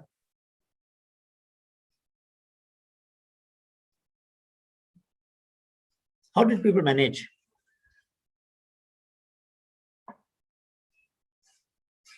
कोई तो होगा हमारी class में, रमित कौर को पता होगा. Yes, sir. Actually, at regular interval, they perform car seva, in which people offer their service to clean the pond. That is an institutional arrangement. They knew 500 years ago, they knew that there will be siltation, correct? And therefore, they evolved a rule, an institution, a process by which periodically people will come during the summer, clean it up, desilt it. Some people carry the silt as a prasad to their villages. They put in their field, they take it at home, and the tank retains its capacity for 500 years. You know, some of the rivers have moved away from where they used to flow because of siltation. How do we maintain? We have to go and deepen them. In Tamil Nadu, some of you might probably know, I don't know. There's a ritual. When you go for taking bath in the river, you have to put the 3 handful of sand or silt from the river bank and put it on the side. Idea being that if everybody will do that, the river would not go away. Why river goes away? Because the banks start silting up. Then you have to go farther to meet the river. So there are processes that, so I'm saying that we wanted to look at not just technological innovations. We also wanted to look at institutional innovations or institutional mechanism by which society has learned to sustain the resource use capacity. So if there is a foot and mouth disease, which is a viral disease, what do people do in Bhutan or in many mountain areas? They will keep, if supposing there are 2 ways through which the other people can come to the village, they will keep 2 guards to warn the other shepherds, don't bring your animals in our village, we have a viral disease, it will infect your animals also, you choose another way, correct? Even in Bhutan they do that, Sikkim they do that, in all the mountain regions, because people may not know that in your village there's epidemic. The understanding is if sometime your village has this problem, you will also warn others. Good faith. We take care of others' interest, not just our interest. That is how society is sustaining. Only by self-interest, only by my own interest, why should I bother to tell others? If their animals get affected, so it be. Why should I care? No, I do care. It is not right. It is not fair. It is not correct. So a lot of institutional norms have evolved in our society to support the capacity of the resource to renew itself. There are tribals who will collect medicinal plants from the forest. And they will take as much as they need, not more than what they need. That is the reason why they have remained poor, because they respect the integrity of nature. We who exploit nature recklessly, we acquire wealth. They restore the nature. They maintain the wealth of the nature. We convert into financial wealth. So we don't maintain trees, we don't maintain forests around us, we don't maintain lakes around us. Most of the lakes in cities have been filled up and buildings have come up there. So please understand that institutions are very important. And the third thing that we study is culture. How do people evolve belief system? How do they share? What is the logic that they will cooperate with each other? How do they arrive at solutions that are meaningful, that are sustainable, that are in collective interest? So culture is a very important part. And culture reinforces respect for common properties. We will discuss that after a few minutes. We'll have a 7-8 minutes break, and or maybe 10 minutes break, and then we'll meet at 7:10. But before I break, I tell you the fourth thing was education. We were trying to look at innovations in education, not just school education, but also informal education. Of course, we looked at school education. We looked at college education. We built a database, techpedia.in. How many thousand records it has? Anybody remembers? I mentioned that in the class. Techpedia.in, how many records it has of engineering projects, technology projects? Anybody remembers? It's an open source database. All of you can use it. 200,000 projects done by 550,000 students of our country, mainly, but there are some from Mexico and Peru and other places also. So, open databases to generate, to encourage originality, to encourage collaboration. And then, if you remember, I told you about another database that we did of abundant patents from USPTO, United States of America Patent Office, with the help of 2 students of mine, Devika Kaushal and Saikam Khan. and it is gyan.org/patent.php or techpedia.in/patent. 0.9 million abundant patents, all free, available to each one of you to use in your research. Why would we do that? To create knowledge public goods. I would like each one of you to contribute. Put the abstracts of your lab onto this Techpedia. Abstract, I'm not asking for full reports.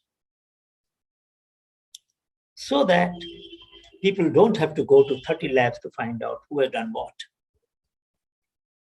We've already put it so much, 200,000. We can put another 20,000. So your search cost goes down. I will discuss about transaction cost. How Honeybee Network has been trying to reduce the transaction cost of people. So we will meet at 7:10, have a cup of tea, stretch yourself, stand up, walk a little bit, and we'll take a break and then meet at 7:10. See you.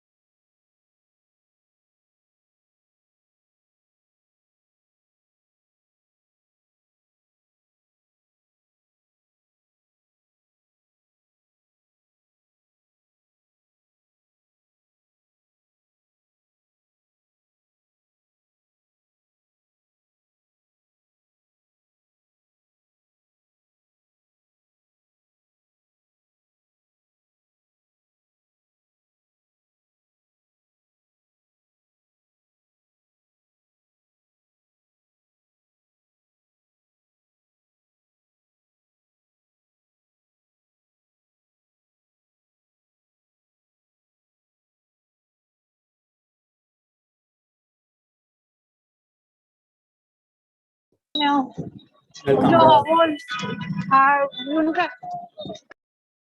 back. Welcome back.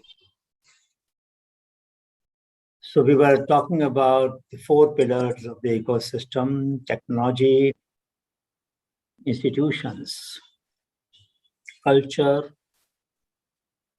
and education. In culture, sometimes we don't realize, but culture is extremely important, because if there's a culture of sharing, culture of cooperation, culture of transparency, culture of mutual trust, then a lot of other problems get resolved. I'll share you something that we had talked earlier. Let me just open that.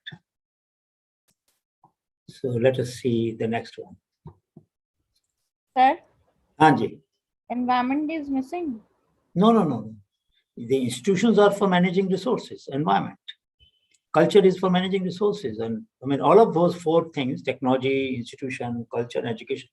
What do we need institutions for? Sustainable management of resources. The idea is that resources by themselves will need to be managed in a sustainable manner. And institutional arrangement, as we discussed about the Golden Temple Pond, why is it conserved for the last 500 years? No, not even 1 millimeter of capacity has gone down, because there are institutions that manage the depth of the capacity, water holding capacity of the tank.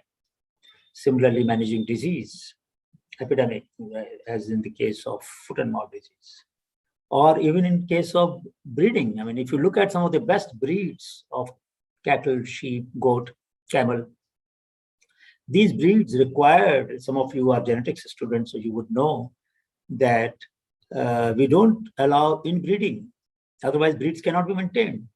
So we prevent half sib and full sib mating. So let's say you have a bull, a breeding bull. After 2 years, you have to castrate it, because it should not mate with its daughter. Otherwise, inbreeding will take place.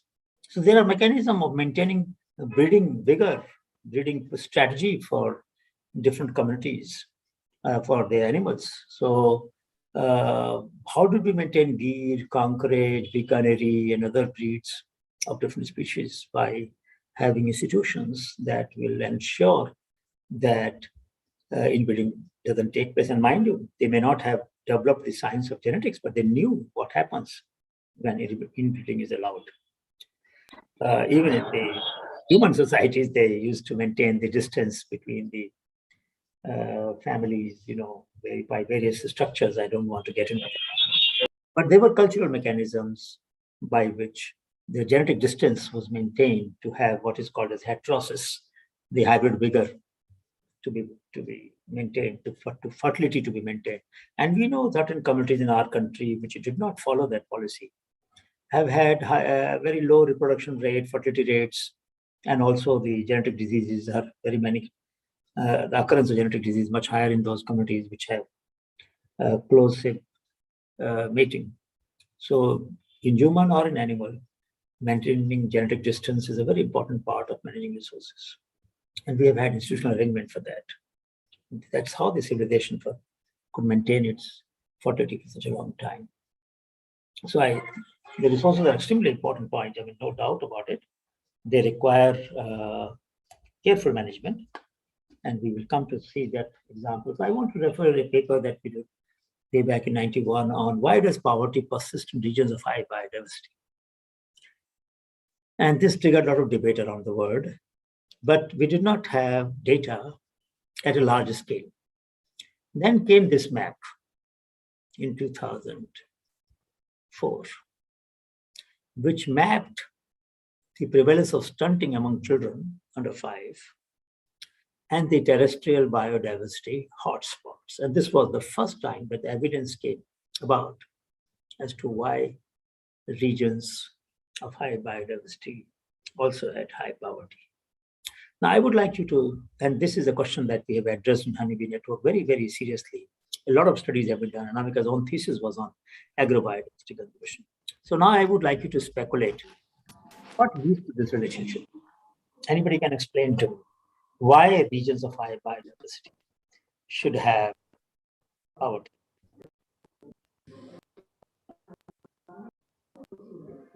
Anybody can speculate?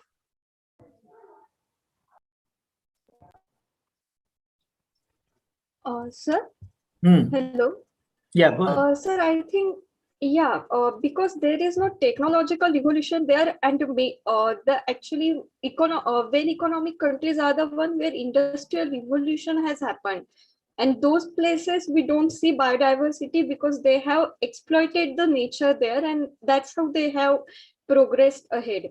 So I think that's why the places where biodiversity is maintained, they are the ones who are using the very primary occupations like only farming and having the cattle, etc. That's why the progress there is lower compared to the other ones. Can one of you try to have a little step-by-step relationship? What happens with high biodiversity? What happens to the market? What happens to the wealth creation? Generally, you are right that yes, we have exploited, therefore we have got more wealth. That is general at a very, very aggregate level. But what is the process through which it happens? So that if you want to disconnect this as a scholar, as a scientist, what can we do so that we can conserve diversity and we can also avoid poverty? We can break this relationship.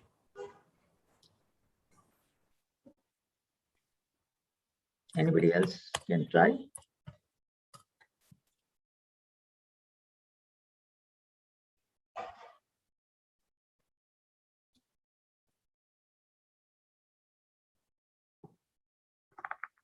Hmm?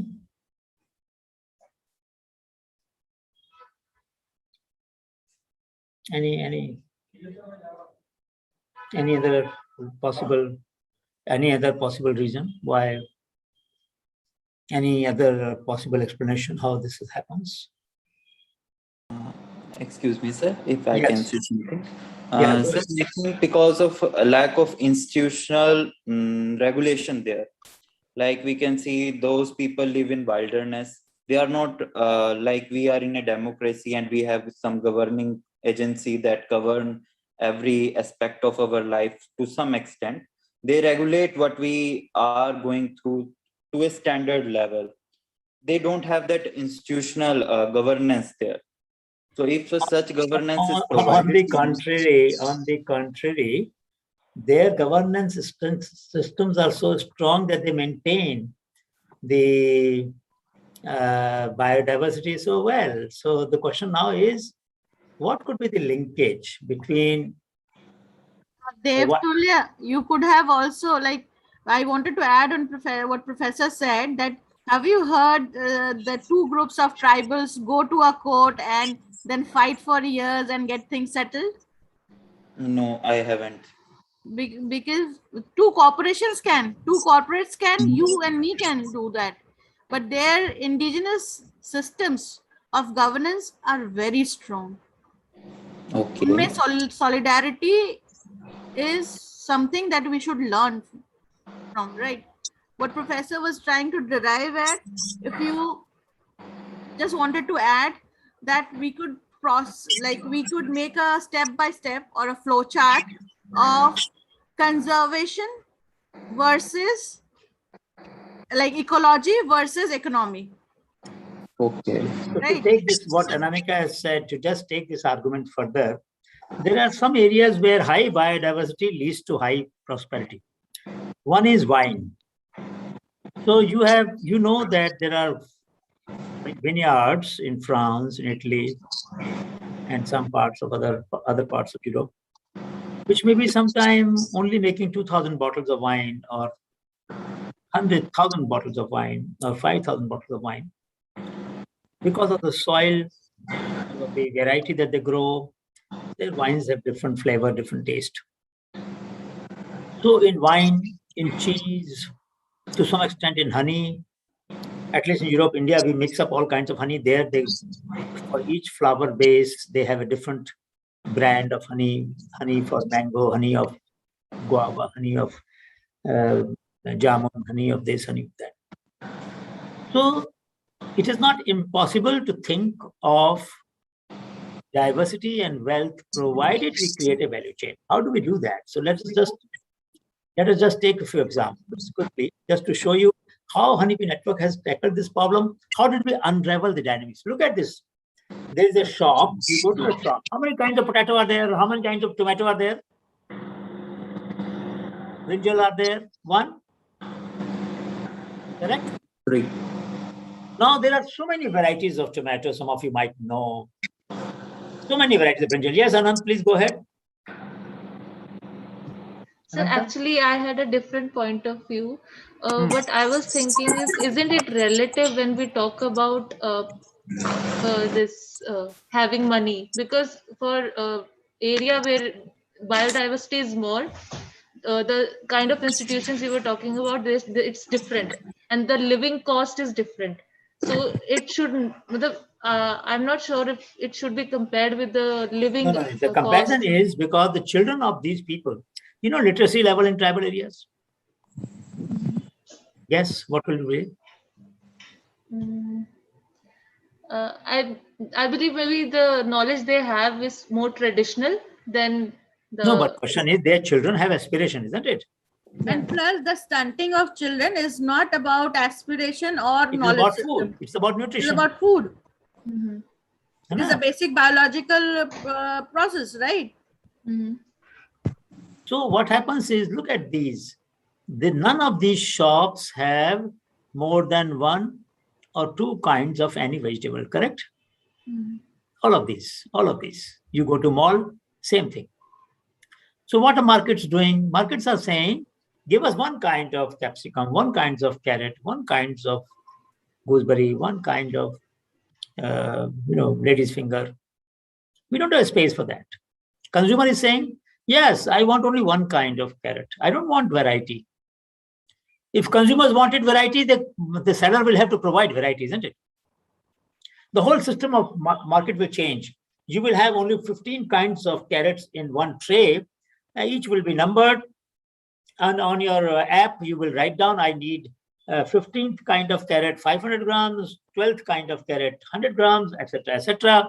And you will start putting up. By the time you come to the cash counter, all of these will have been packed at the back end and given to you in a diverse. But only thing is, you won't find a basket full of 15 kinds of carrots. You will only find 1 of each kind or 2 of each kind as a sample with a code number, so that you can order them according to what you want. So it is not impossible for markets to accommodate diversity. Only thing is, we have not thought through that issue. We have not identified that issue. So no matter how big or small the vendor is, the space, the consumer preference shifts. All of these are shaped by our preferences. I and you are responsible to ensure that only 1 kind of vegetable comes out. So that is the problem. That is a problem, that when we have mass consumption, uniform taste, uniform color, uniform time of ripening, even if it means hybrid or whatever, we can create market structures for processing them and packing them and delivering to the customer. If we create market for different kinds of ketchups, different kinds of varieties, different kinds of pickles, surely market will emerge. And today, slowly and slowly, market for organic is emerging. Organic are not uniform. So it is possible. It is possible. The cost of inventory, transportation, shelf space, essentially it is consumer who is responsible. I and you are responsible for decline in the diversity and lack of incentive to the communities which conserve diversity. So let me just stop and take you back to the discussion that we were having, that Honeybee Network, therefore, is asked these questions, very basic questions. We went into the depth as to what is holding us up. Why can't we conserve diversity and at the same time generate wealth for the people? And we realized certain problems. One of the problems we realized was in situ value addition. The machinery, even today, I mentioned to you in the first class that tribal people, when they have to process mawar seed and take the kernel out for oil extraction, they still use a stone. 10,000 years ago, they started using stone. So we didn't create nut crackers for chiranji, for mawa, for various other nuts. We didn't create distillation. They know how to make liquor. We didn't give them fractional distillation apparatus so that they can get different kinds of extract from the same herb and get value for it. We didn't do that. All of you, some of you are chemical engineers, some of you are chemists, you can devise those vessels. It's not impossible for you to do that. We have not done that. We have not engaged with these problems. You know, in Arco Valley, we came across pineapple wine. We came across mango wine. You have heard about tequila. Tequila is a wine out of cactus, you know, in Mexico. Why don't we have wine out of cactus in our country? And there are so many other herbs from which the wine can be made. Very nutritious, tasteful, useful. 25 ml sells for €6 Underberg. Let me show you that. And you will be amazed that so much of value can be added. 45 herbs are put in this small about extract, herbal extract. Name is Underberg. €6, 25 ml. Imagine the value of 1 ml. This is value addition. Crude extract. We can't do that. You have people from CIMAP here. We have people from Jammu. We have from CFTRI. We have CDRI. We have MTech. So many biological bags. It's possible. My point is, can you take up such problems where we have resources? In some cases, we have complementary skills. What is missing is the tools or standard operating procedure. A wine can become vinegar if not properly handled. You know that. One student, long time ago in our conference, he came in 2019 when we had 4th ICCIG. He had studied different kinds of vinegar in a particular village of UP. Each had different medicinal value. Very interesting study. Sirka, vinegar. You know that we use it in different, as a salad dressing and so on. But you don't find many varieties in the market. But why can't we do that?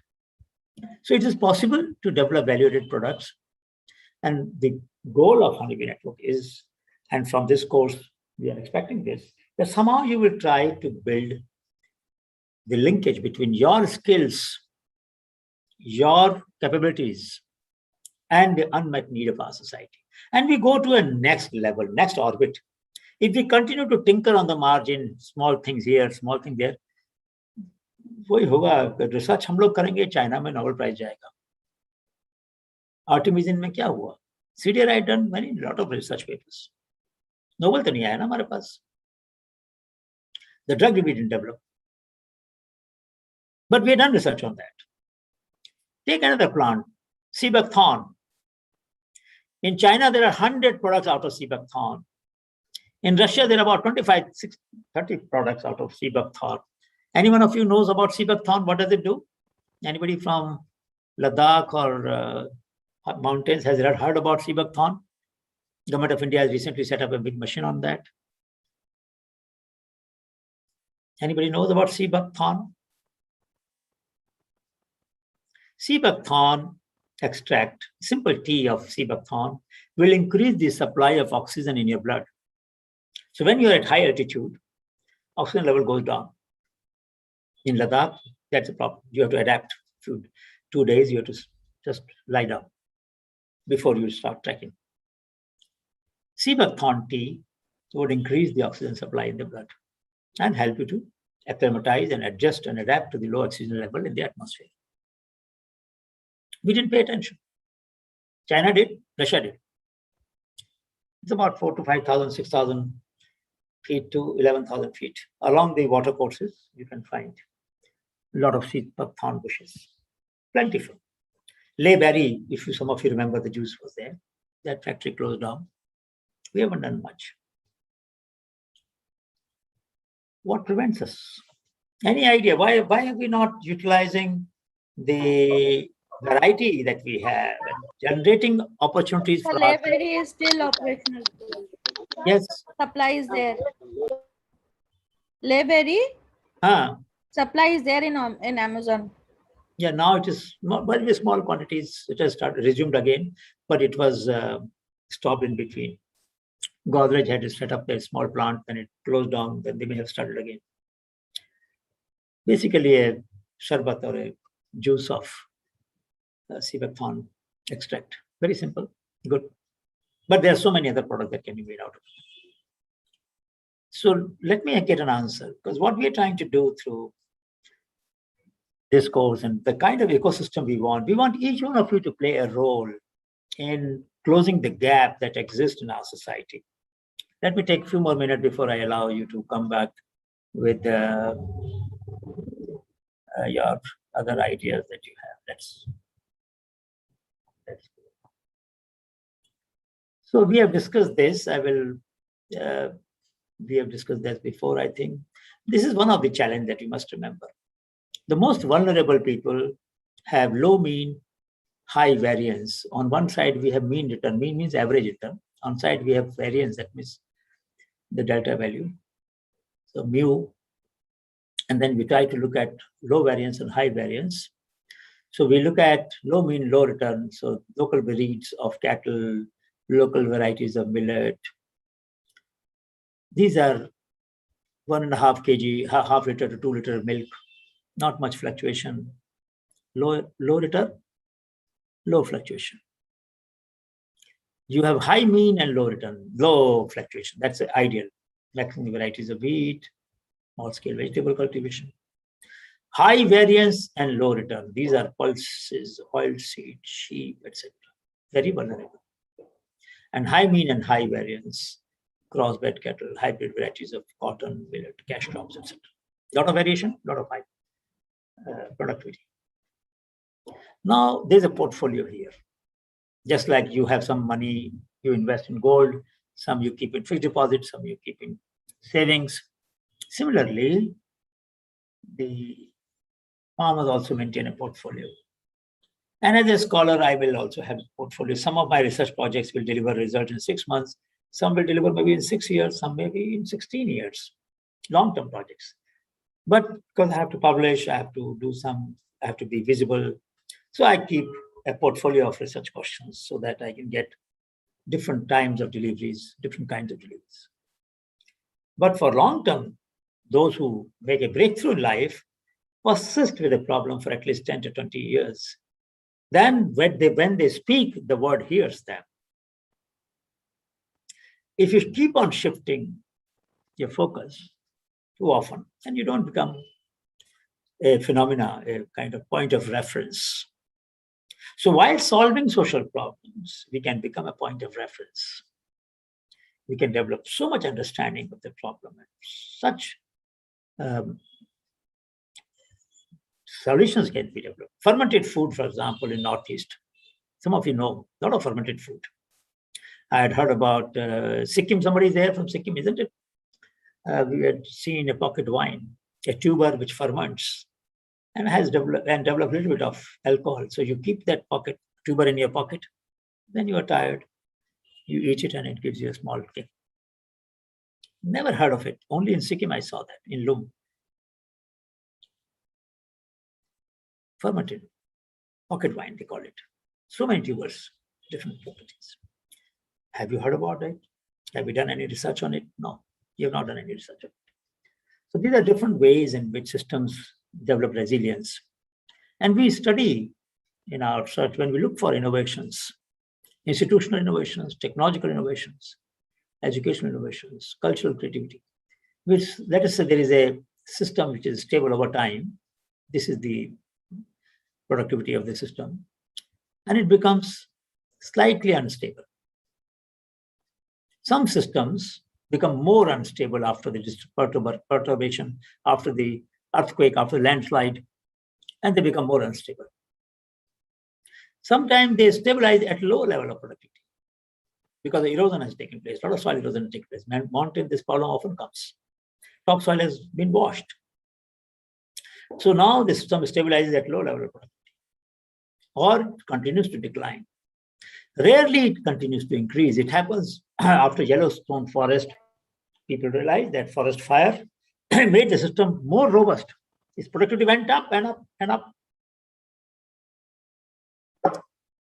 That also happens. Or it is stabilized at higher level of productivity. Different kinds of resilient systems. And we need to look for institutions and technologies which will help this outcome if possible. That after every disturbance, after every major episode, drought, flood, famine, productivity goes up. In Bihar, in some places, because of flood, silt get deposited. So a lot of lychee, a lot of guava, they don't put any fertilizer in that. And they get very high. In fact, years of flood, subsequently, the production goes up because they get a lot of fertile silt. There, the whole productivity depends upon the highest productivity of lychee and guava could be found in Bihar, which is otherwise vulnerable. So in certain, if you identify the property of a disturbed ecosystem and see whether you can exploit it without reducing its stability, then it is possible. What I'm trying to say is very valid concepts can be developed when we look at institutional or technological innovations and see what kind of stability, what kind of resilience these systems are producing. That becomes very useful. So I'll recall now, all of you know, material, method, application, and business model. One of the four should be new. When you look at innovative solutions, try to find either new materials, new methods, new application, or new business models. That will be very nice if you can look at those solutions. We have seen that. Final point that I want to mention is there are 4 levels at which we can learn from grassroots or any other innovations. One is artifactual, windmill to windmill, analogic, metaphorical, heuristic, principles, gestalt, a combination of technology, institutions, science, technology, cultural institutions. That is gestalt. So I'll stop here. Any questions about how the ecosystem has evolved? How we do not have too much time now. We have 7:38. We have time up to 8 o'clock. So maybe if there are, we'll spend maybe 5 minutes on any questions that you have or any comment to understand why we chose the 4 pillars of institutions, technology, culture, and education. To understand the relationship between people, nature, profit, people, profit, planet, and of course, future productivity.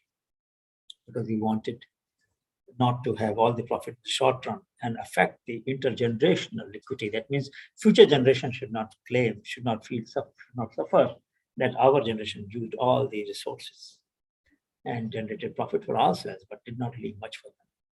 So we should also have next young future generation to have access to the similar resources. Any comment, any question before we invite the unmet need? Some of you can discuss it. We don't have too much time, but we'll manage.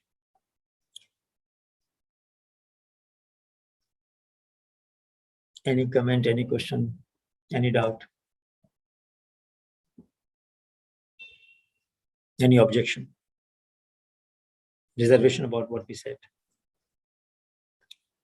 I've been very brief about relationship between technology institutions, culture, and science, because I had discussed that before, so I didn't want to spend time. I think all of you remember how culture for something different, something better, something sustainable led to the community in Meghalaya to search for these tree roots on 2 sides of the river as a possible source of making bridge.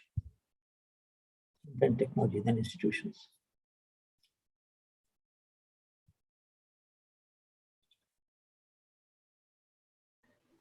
Sir? Yeah. So I'm still a little confused when we're talking about biodiversity and relationship with poverty there. Mm-hmm. So were we talking about or discussing about the lack of food available to them because of biodiversity there? No. The problem was that if they produce 5 kinds of tomato, 10 kinds of bananas, 15 kinds of papaya, and the market doesn't want that. Market wants 1 kind of tomato, 1 kind of papaya, 1 kind of bridge.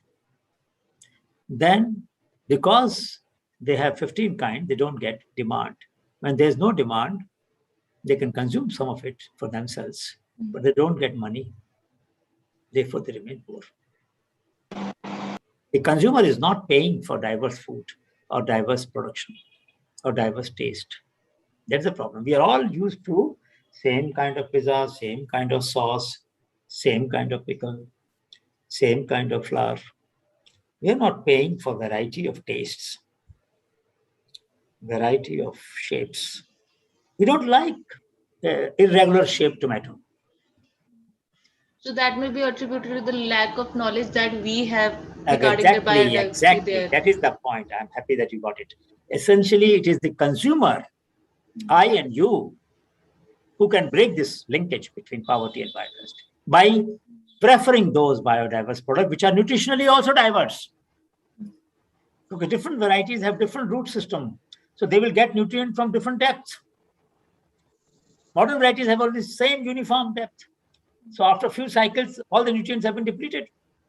So that's why, you know, you take zinc supplement, you take boron supplement, you take iron, all of these nutrients have been depleted in the soil. And the bioavailability of a synthetic molecule is not the same as bioavailable form. We all know this. The science is well known now. So that's the reason why, and the taste, of course, taste will be much better of desi variety of tomato than of hybrid. Hybrid tomato looks nice, doesn't taste much. Those of you who have cut the salad and tasted the hybrid tomato, you wouldn't find taste in it. देखने में सुंदर है, खाने में तो नहीं है. Yes, sir. So question is, if as a consumer we would not buy things which are diverse, which are irregularly shaped, which are of diverse colors. You know, it is said, those of you who come from food science would know, if you take food of 5 colors, you get all the nutrients, all the vitamins. 5 colors. Just a simple rule of balanced diet, balanced nutrition. Sir, because colors, you know the biochemistry of colors. Yes, Abhideep. Yeah, sir, is this just about the shape and the size of the commodity that we are talking about? I mean, biodiversity, I believe that doesn't is not confined to that part only.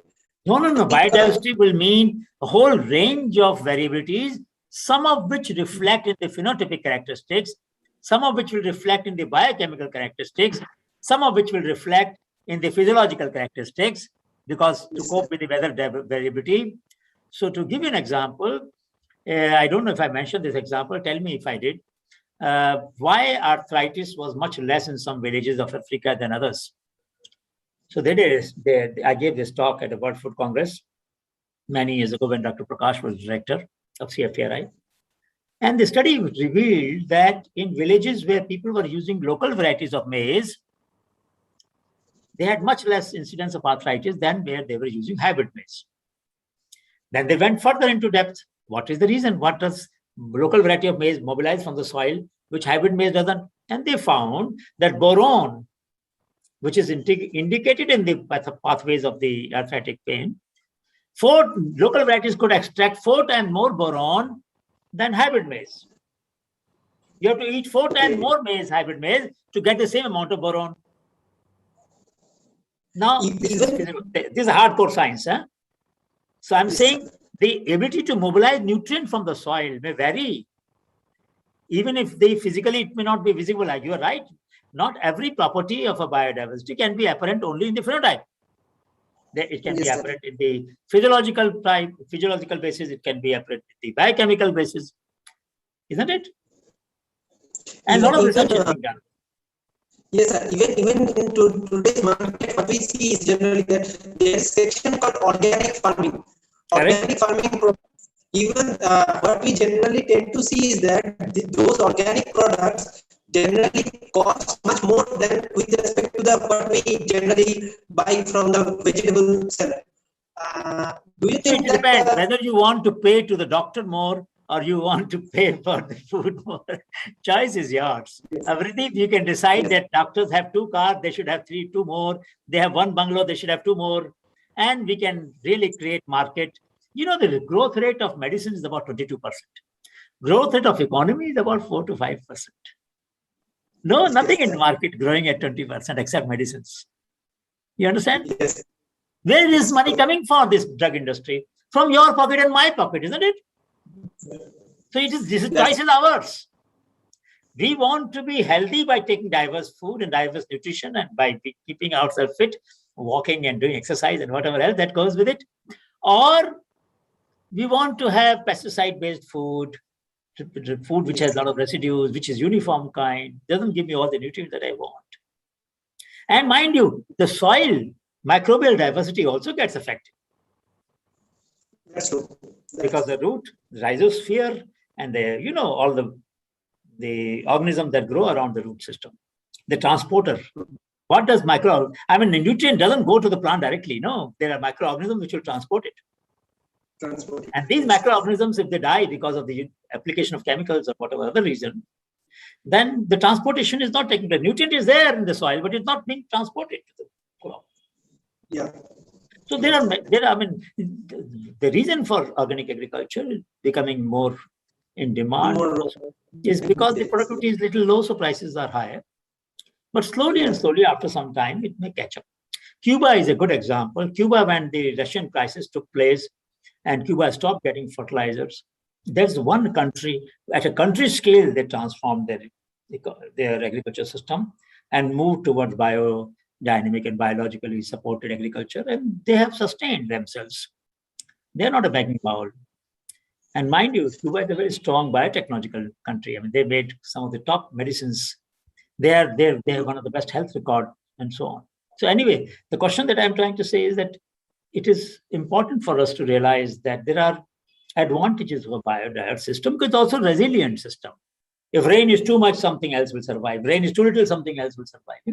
It's a more resilient system. So, okay, we'll stop here. Those of you who wanted to share, we have some time. The unmet need, go ahead. Those who couldn't, at least we'll take maybe 5 minutes extra, 8-5. So let us have about 15 minutes. Anybody can start. Go ahead. Somebody wanted to share. Sir. Yeah, go ahead. Yeah. Sir, I have given 2 unmet needs. One was the problem of addiction in academia, and the second was the absence of childcare facilities in the institutions. Absence of? Childcare facilities in institutions. This was the one which I could see actually in front of my eyes, because one of the research associate who had the very small child couldn't because of the lack of childcare facility at our place, she had the problem of caring of the small one, so she left it. So this was the one I wanted. But my suggestion, Prajakta, my suggestion is the problem of childcare as per the law, every public institution has to provide creche for the children of working women. This is the law of the land. Yeah, so it's not a choice. It's not a choice. You have to do it. And the scholars and the faculty will have to cooperate and put pressure on the system to work it. It has to be done. There's no need for project on it. There's no need for research on it. It's a law, settled law of the country. You understand? So far as the addiction is concerned, that's a general problem. Why only among academics? All sections of society, it's a very serious problem. And I don't know whether you want to take that up as a scholar or as a... So the thing is that the reasons for addictions are different in different levels. For example, if I take as a whole society, then that again cultural and many more reasons will come. I took specific to academia because I thought that as a science students also and educated ones, we know that what are the side effects and all things. But in spite of that, what we could see that it's taken like as a, oh no, it's just told, but it's not that much serious. And at some extent, it is not prohibited at the institutional levels also because of that cooperation. No. It is certainly not allowed and encouraged. People do it illegally, correct? So, Prajakta, my point is that there are 2 issues. One is counseling issue. Institutes are supposed to provide counselors because of many psychological problems that are arising nowadays. After the suicide of certain PhD students and other students and faculty, the Government of India, after Gajendra Gadkar committee had been set up when a scholar committed suicide in IRA a long time ago. That was one of the first committee, Justice Gajendra Gadkar committee. When you read, you will find a lot of work that has been done on this issue of dealing with psychological stresses and mental stresses, which may in turn induce people sometime to addiction and other resolve, which are all illegal means. So I think that is a very serious issue. I do not know whether, what is the background, Preeta? Sorry? What is the background? I'm a life science student and I'm working in neurobiology. Working in? Neurobiology field. Neurobiology. Yes, so my point is that supposing you were to look at, if you were to do review of some of the traditional knowledge that we have about neurogenerative practices or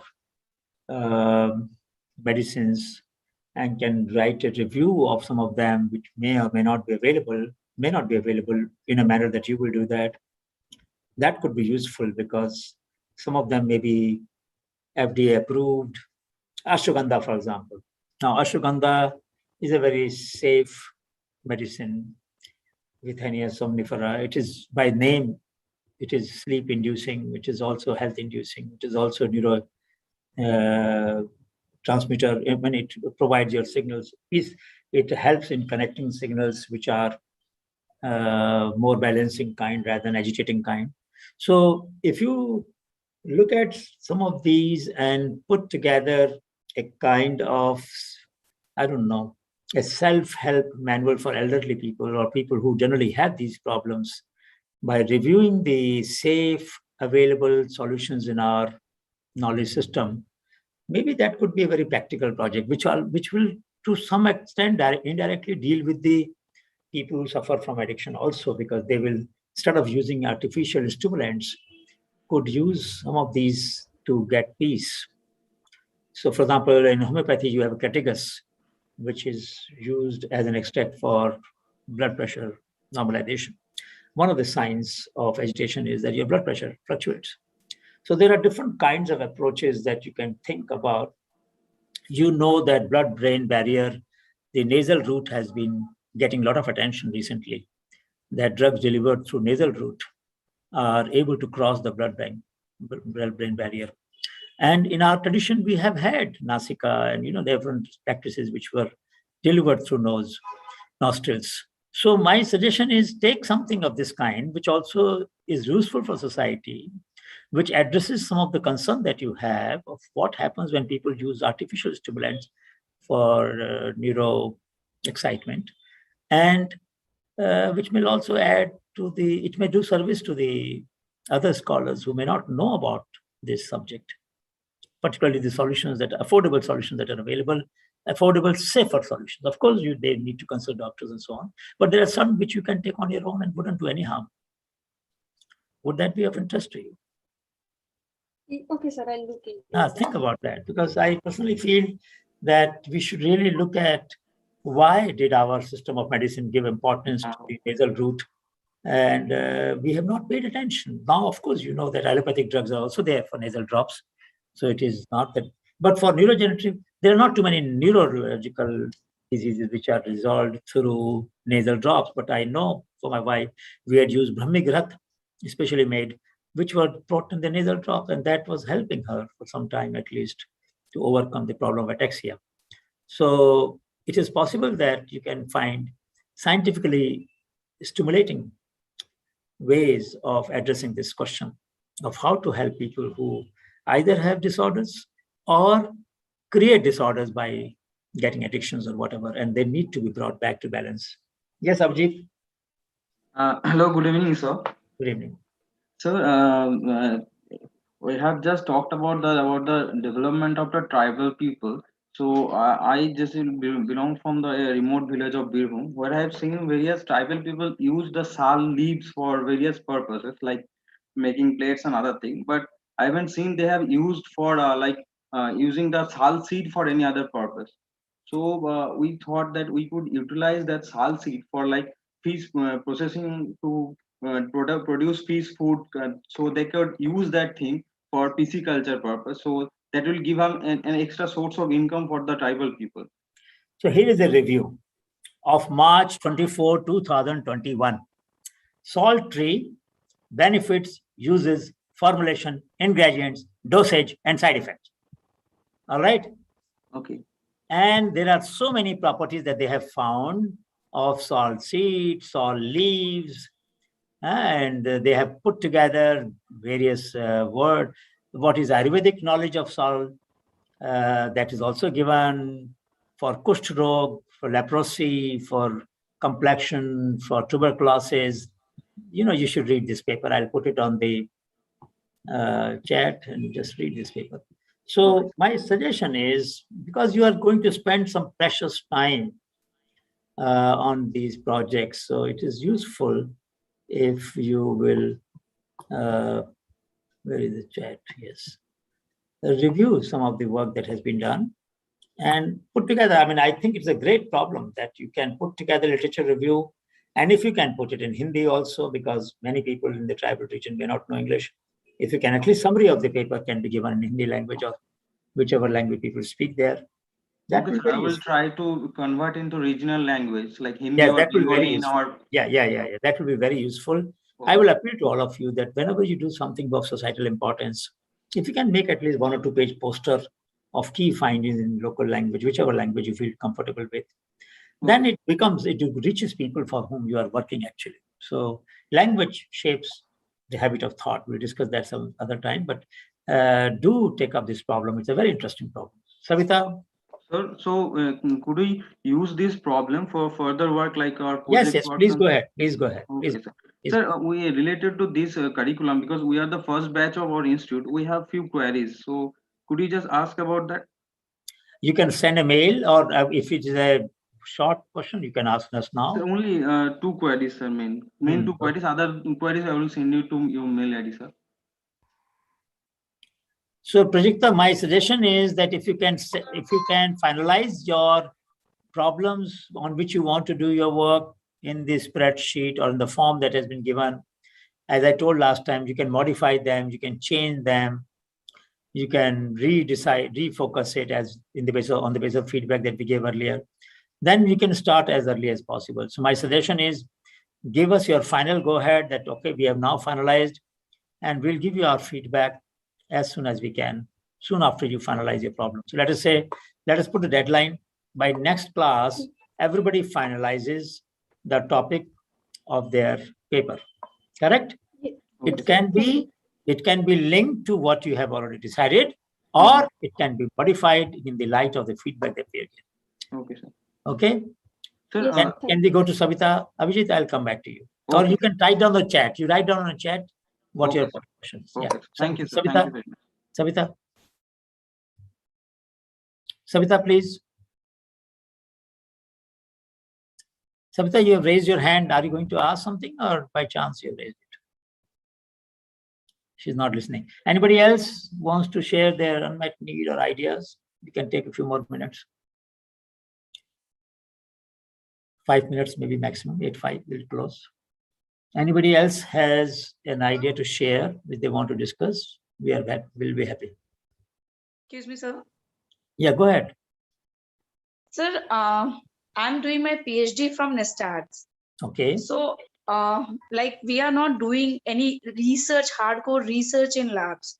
So can you please suggest how can we contribute towards this project and what could be the ideas? Because I'm thinking a lot, but it is difficult as of now for me, to come up anything other than science communication as such. So I have done a lot on science. Yeah, but I would suggest, I'll give you a very small example of 2 minutes, but we can discuss in detail.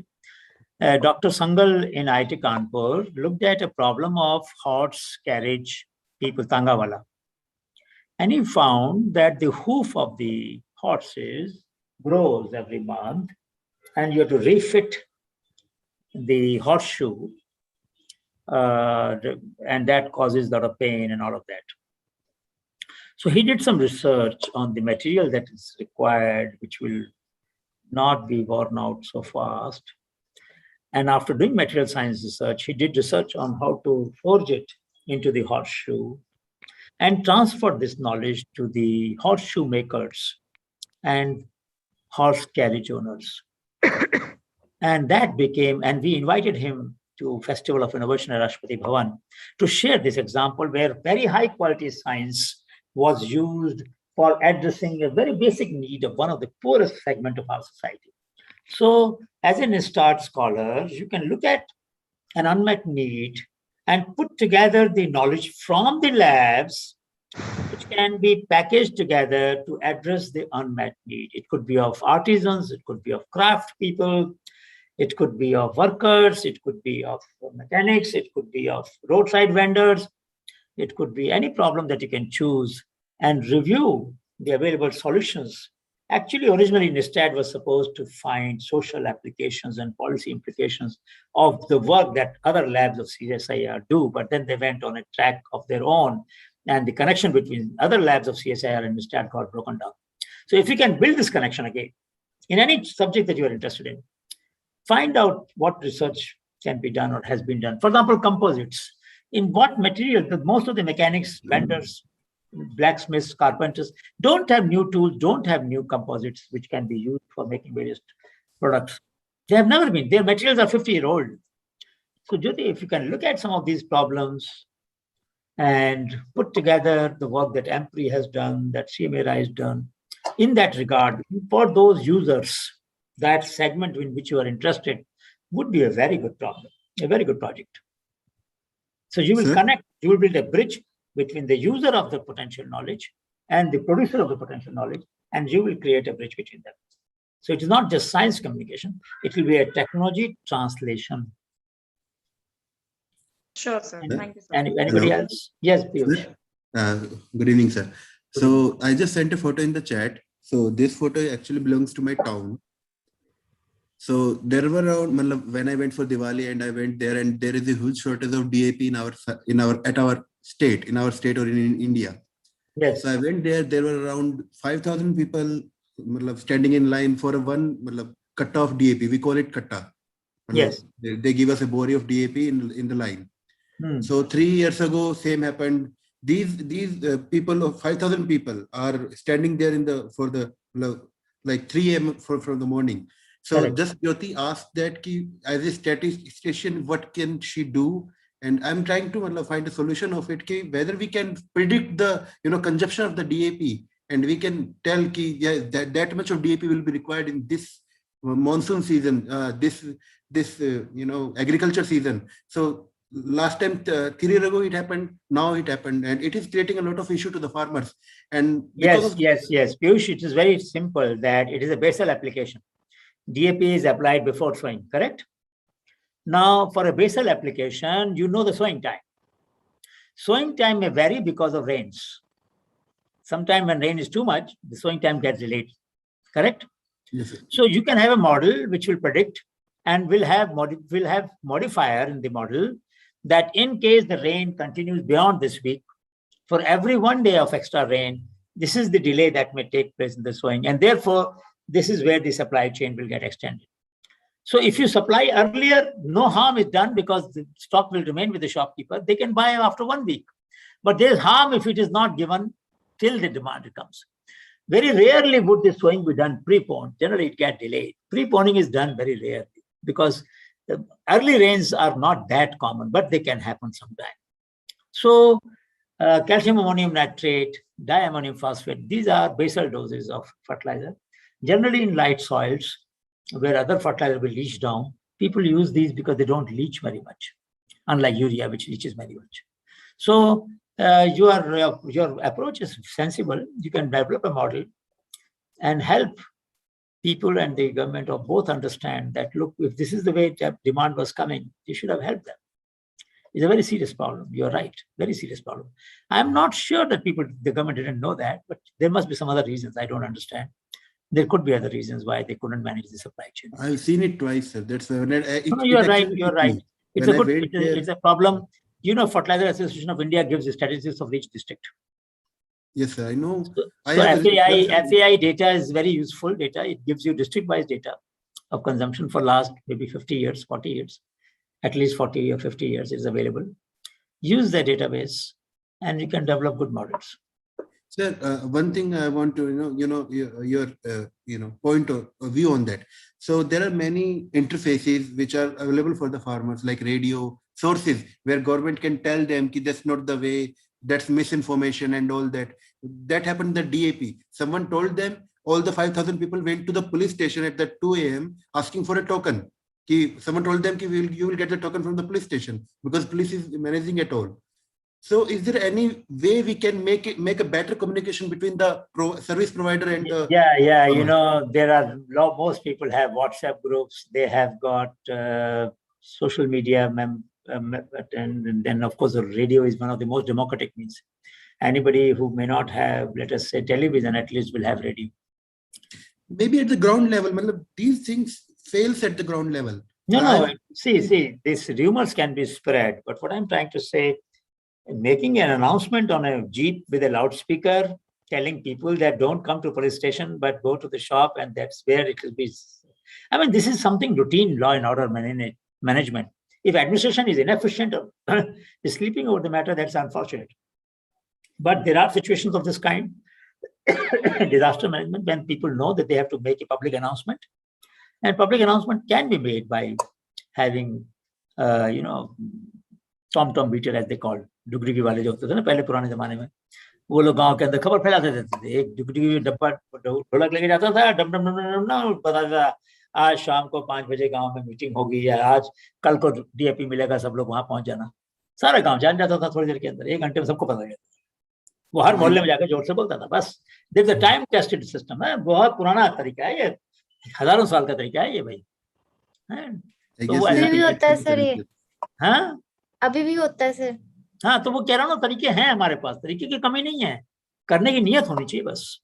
I'm trying my best for that because it shook me from inside. Yeah. Anybody else before we close? Last question. Last. Anybody who has anything to share? Any problem? Otherwise, please send a mail and also use the form that you have.